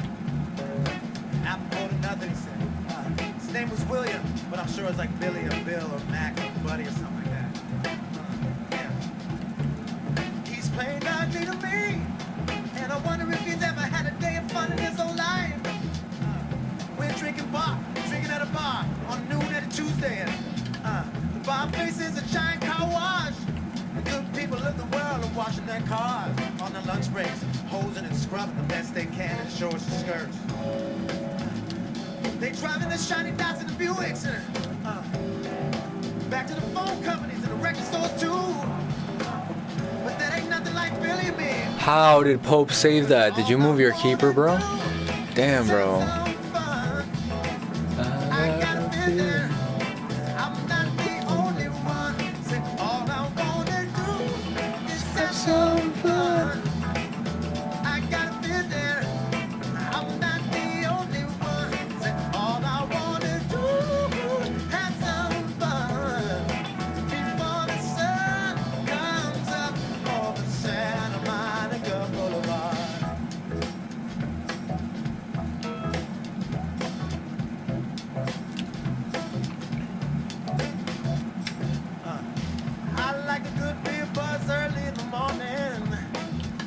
Billy likes to peel the labels off the bottles of Bud and lay each one up on the bar.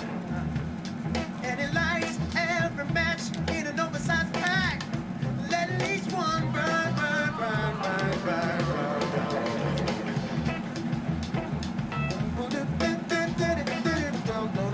burn.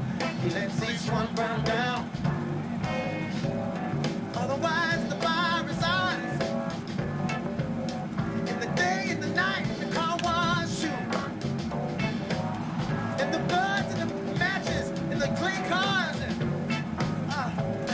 The sun and the moon. Oh, yeah, yeah. Woo!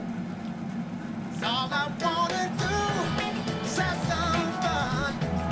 I got a feeling I'm not the only one. All I wanna do is have some fun. I got a feeling I'm not the only one. All I wanna do is have some fun. I got a feeling. Oh, he got a red, bro. Jesus.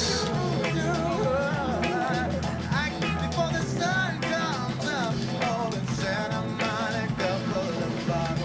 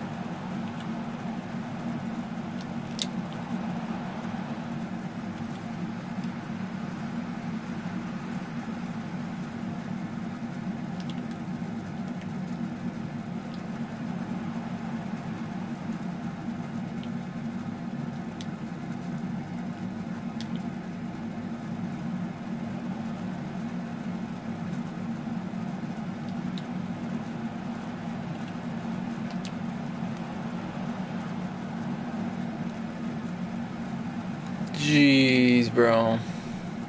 Oh, nice, te lo feo.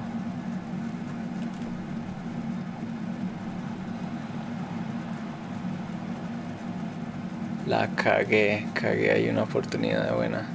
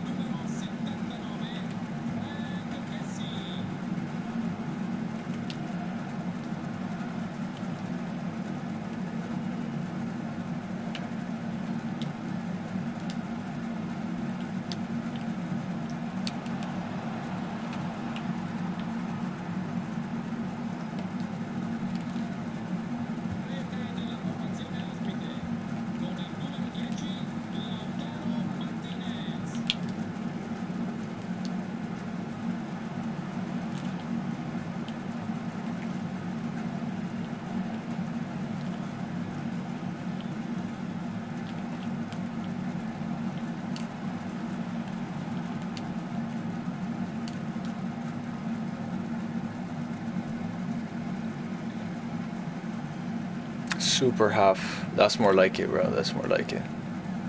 Koulibaly, bro. Koulibaly.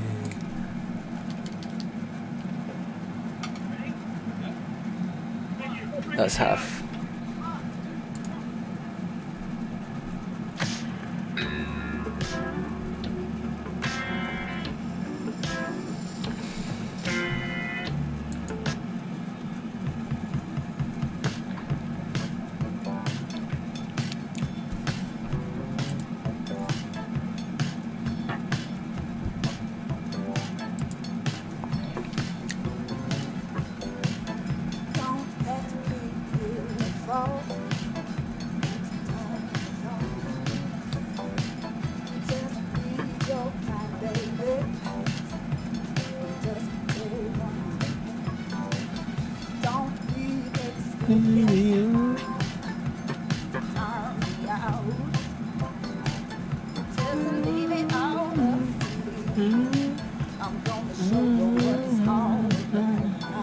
Nice, scary pockets. That's cool. Really good half. Let's follow it up with another 4-0 in this half, if he even stays that long.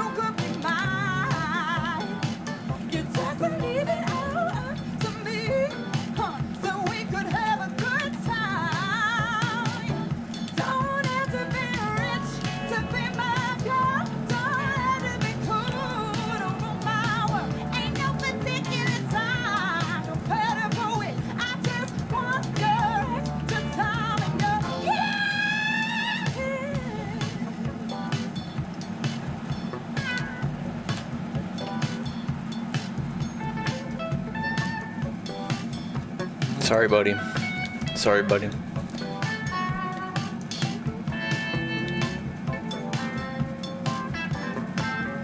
Los Che boludo. Lautaro. Yes, yes, yes. You gotta get some Argentines, bro. What are you doing? You gotta get. Who did he even have? Couldn't even tell you, bro. He's trash, bro. He's trash.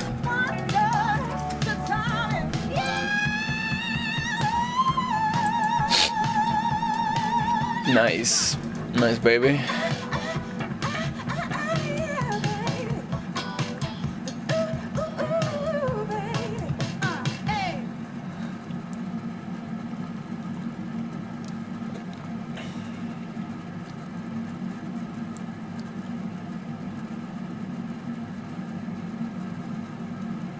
Damn, Immobile lost his place big time.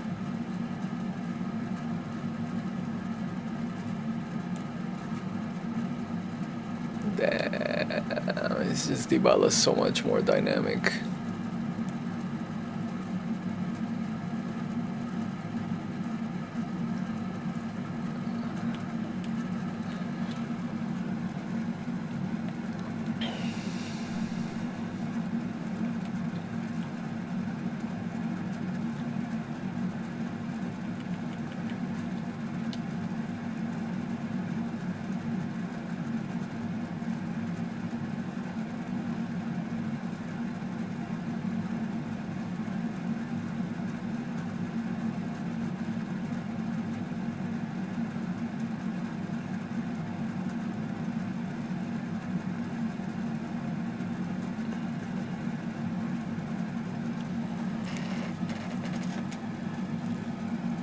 Yeah, we do it like this. Koulibaly in the middle. That's the wave. That's the wave, bro. Koulibaly dead center, bro. He's the spine, bro. He's 500,000 coin player, bro. 500,000 coins.